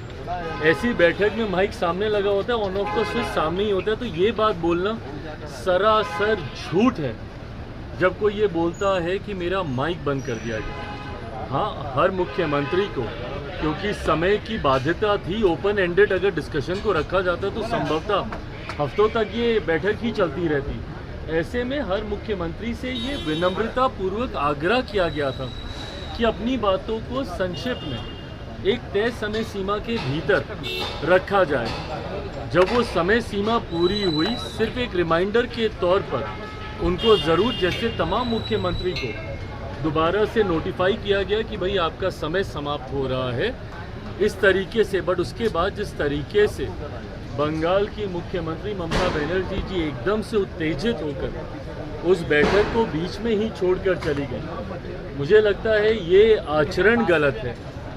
अगर आपको अपनी बात को रखना भी है, कोई नाराज़गी भी है, तो आप वहीं पे रखती ना, बोलती कि अभी मुझे और बोलना है, मुझे और कहना है। हम सब वहाँ पर मौजूद थे। प्रधानमंत्री जी स्वयं उनको सुनना चाहते थे, वित्त मंत्री जी स्वयं वहाँ पे मौजूद थी, वो भी चाहती थी कि भैया क्या बजट को लेकर वो अपनी बातों को रख रही हैं। बट जिस तरीके से उनका आचरण था, इससे ऐसा लगता है कि विपक्ष की पहले से ही ये सोची समझी एक रणनीति का ये हिस्सा था कि वो जाएंगी, हंगामा खड़ा करेंगी और नीति आयोग जिस मकसद के साथ हम लोग वहाँ पर बैठे थे, उसके मकसद को डाइवर्ट कर सिर्फ अपनी ओर पूरा ध्यान केंद्रित करने के उद्देश्य से ये इस तरीके की कार्रवाई की गई है। कांग्रेस के साथ 4 सीएम ने बैठक को अटेंड नहीं किया, कहा बॉयकॉट कर दिया और उन्होंने कहा कि हमारे साथ बाकी स्टेट के साथ नाइंसाफी हुई है जिस तरीके से बजट आया है। भाई मेरी समझ के परे है। अगर आपको ऐसा लगता भी है, किसी भी राज्य को अगर ऐसा लगता है कि उनके साथ नाइंसाफी हुई है, तो यही वो उचित फोरम है ना। नीति आयोग की बैठक ही वो मंच है जहां पर जाकर आप प्रधानमंत्री जी के समक्ष अपनी शिकायतों को आप रख सकते थे। इस मंच पर जाकर अपना ऐतराज आप दर्ज करा सकते थे, अपनी आपत्ति आप दर्ज करा सकते थे। और जो लोग ये बोलते हैं कि हम लोग के साथ भेदभाव हुआ, पहली बार देश में एक ऐसा बजट एक लंबे समय के बाद देखने को मिला जिसने पिछले 10 सालों में देश की मजबूत होती अर्थव्यवस्था का लाभ जनता को पहुंचाने का काम किया। इसमें जहां प्रमुखता से देश के गरीबों का जिक्र किया गया, अन्नदाता का जिक्र किया गया, नारी शक्ति का जिक्र किया गया, युवा शक्ति का इसमें जिक्र किया गया। ये ऐसे सेक्टर्स हैं जिसमें प्रमुखता से उनको लाभ पहुंचाने के लिए योजनाओं की और राशि की घोषणा की गई। जो राज्य कहते हैं कि उनके साथ अनदेखी हुई, क्या उनके राज्य में गरीब नहीं है? क्या उनके राज्य में महिलाएं नहीं हैं? क्या उनके राज्य में किसान नहीं हैं? क्या उनके राज्य में गरीब वर्ग से आने वाले युवा हो, महिलाएं हो, किसान हो, क्या ये लोग नहीं हैं? तो सिर्फ राजनीतिक हंगामा करने के लिए उनमें दावे के साथ कहते हैं कि भाई ये लोग पिछले बजट भी निकाल कर दिखाएं कि किस किस राज्य को कितना कितना आवंटन किया गया है जब सरकार कांग्रेस के नेतृत्व में चल रही थी। यूपीए की सरकार हो या उसके पहले की सरकार हो, कितने राज्यों का जिक्र किया गया। और मुझे ताज्जुब तो सबसे ज़्यादा राजद और कांग्रेस पर होता है। क्या राजद को खुशी नहीं होनी चाहिए कि भैया बिहार को एक बड़ी राशि आवंटित की गई है, इंफ्रास्ट्रक्चर डेवलपमेंट को लेकर हो, यहाँ पर सड़क को लेकर हो, पुल के निर्माण को लेकर हो। बिहार की सबसे बड़ी समस्या बाढ़, जिसका जिक्र हमेशा मैंने बिहार फर्स्ट, बिहारी फर्स्ट के माध्यम से मैंने किया। उस बाढ़ को लेकर लगभग 11,000 करोड़ की राशि अलग से आवंटित की जाती है। ऊर्जा को लेकर अलग से राशि आवंटित की जाती है। इंफ्रास्ट्रक्चर को लेकर राज्य में अलग से राशि आवंटित की जाती है। तो भैया अगर बिहार जैसा राज्य, जिसके लिए लंबे समय से हम लोग भी मांग करते थे भैया कि बिहार को विशेष राज्य का दर्जा मिलना चाहिए, बट स्पेशल कैटेगरी स्टेटस जब तक नहीं मिलता है, ये मांग भी हम लोग की थी कि बिहार को एक स्पेशल पैकेज मिलना चाहिए। आज मैं धन्यवाद करूंगा माननीय वित्त मंत्री जी का, और विशेष तौर पर मैं धन्यवाद करूंगा मेरे प्रधानमंत्री आदरणीय नरेंद्र मोदी जी का। मैं अपनी तरफ से, अपनी पार्टी लोक जनशक्ति पार्टी रामविलास की तरफ से प्रधानमंत्री जी और वित्त मंत्री जी का धन्यवाद करूंगा कि एक लंबे समय से जो बिहार और बिहारियों की मांग थी, उस मांग को सुना गया है, उस मांग को पूरा किया गया है। अगर इस पर भी अगर राजद और कांग्रेस को अगर ऐतराज है, तो ये वही लोग हैं जो कतई बिहार का विकास नहीं चाहते हैं। चिराग पासवान एक सवाल है, सत्र चल रहा था, तेजस्वी यादव नेता प्रतिपक्ष सदन से गायब। भैया मुझे नहीं पता, बस अपनी जिम्मेदारियों का एहसास हर किसी को होना चाहिए। महत्वपूर्ण सत्र है और हर सत्र महत्वपूर्ण होता है। ऐसे में विपक्ष के नेता की भूमिका और ज़्यादा महत्वपूर्ण हो जाती है। आप कोई साधारण विधायक नहीं ना है, आप एक संवैधानिक पद पर हैं और आपके पद की गंभीरता बढ़ती है जब आप विपक्ष के नेता की भूमिका में होते हैं। ऐसे में उसको गंभीरता से लेना ज़रूरी है। मुझे नहीं पता कि वो क्यों विधानसभा से गायब थे, पर कारण जो भी हो, इसको भी उतना ही महत्व देना चाहिए। एक सवाल है कि कांग्रेस की विधायिका हैं शिल्पी नेहा तिर्की, उन्होंने सवाल खड़ा किया है कि रामगढ़ में बिहार के लोग मुखिया क्यों बनते हैं? डेमोग्राफी चेंज करने सवाल किया। क्या चीज़? रामगढ़ में बिहार के लोग आकर मुखिया क्यों बनते हैं? जी हाँ, सुना आपने चिराग पासवान को। चिराग पासवान ने कहा कि बिहार में पासवानों के साथ कुछ भी बुरा नहीं हो सकता है। मैं पासवानों के साथ हूं, मैं पासवानों का नेता हूं। लेकिन उसी के साथ में चिराग पासवान ने बिहार में महागठबंधन को जमकर सुनाया है खरी खोटी। सीधा सीधा तेजस्वी यादव को आड़े हाथों ले लिया। विपक्ष के सबसे बड़े नेता को आड़े हाथों लेते हुए यहां पर चिराग पासवान ने जमकर फटकार लगाया और क्या कुछ कहते हुए नजर आए आपने सुना। तो ऐसे तमाम खबरों के लिए आप बने रहिएगा एक न्यूज़ 24 के साथ। दीजिएगा इजाजत, धन्यवाद।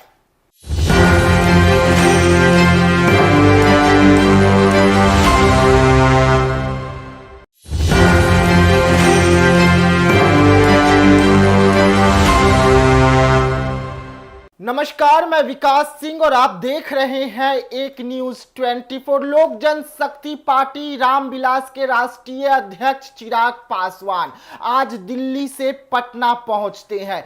पटना एयरपोर्ट पर जैसे ही पहुंचते हैं मीडिया का सामना हो जाता है, क्योंकि बिहार में इस वक्त जिस तरीके से बवाल देखने को मिल रहा है, जिस तरीके से पासवान समाज को सड़कों पर पीटा गया और जब से चौकीदार जो है वो लगातार धरना प्रदर्शन कर रहे हैं, इस मामले को लेकर चिराग पासवान ने जमकर फटकार लगाया है।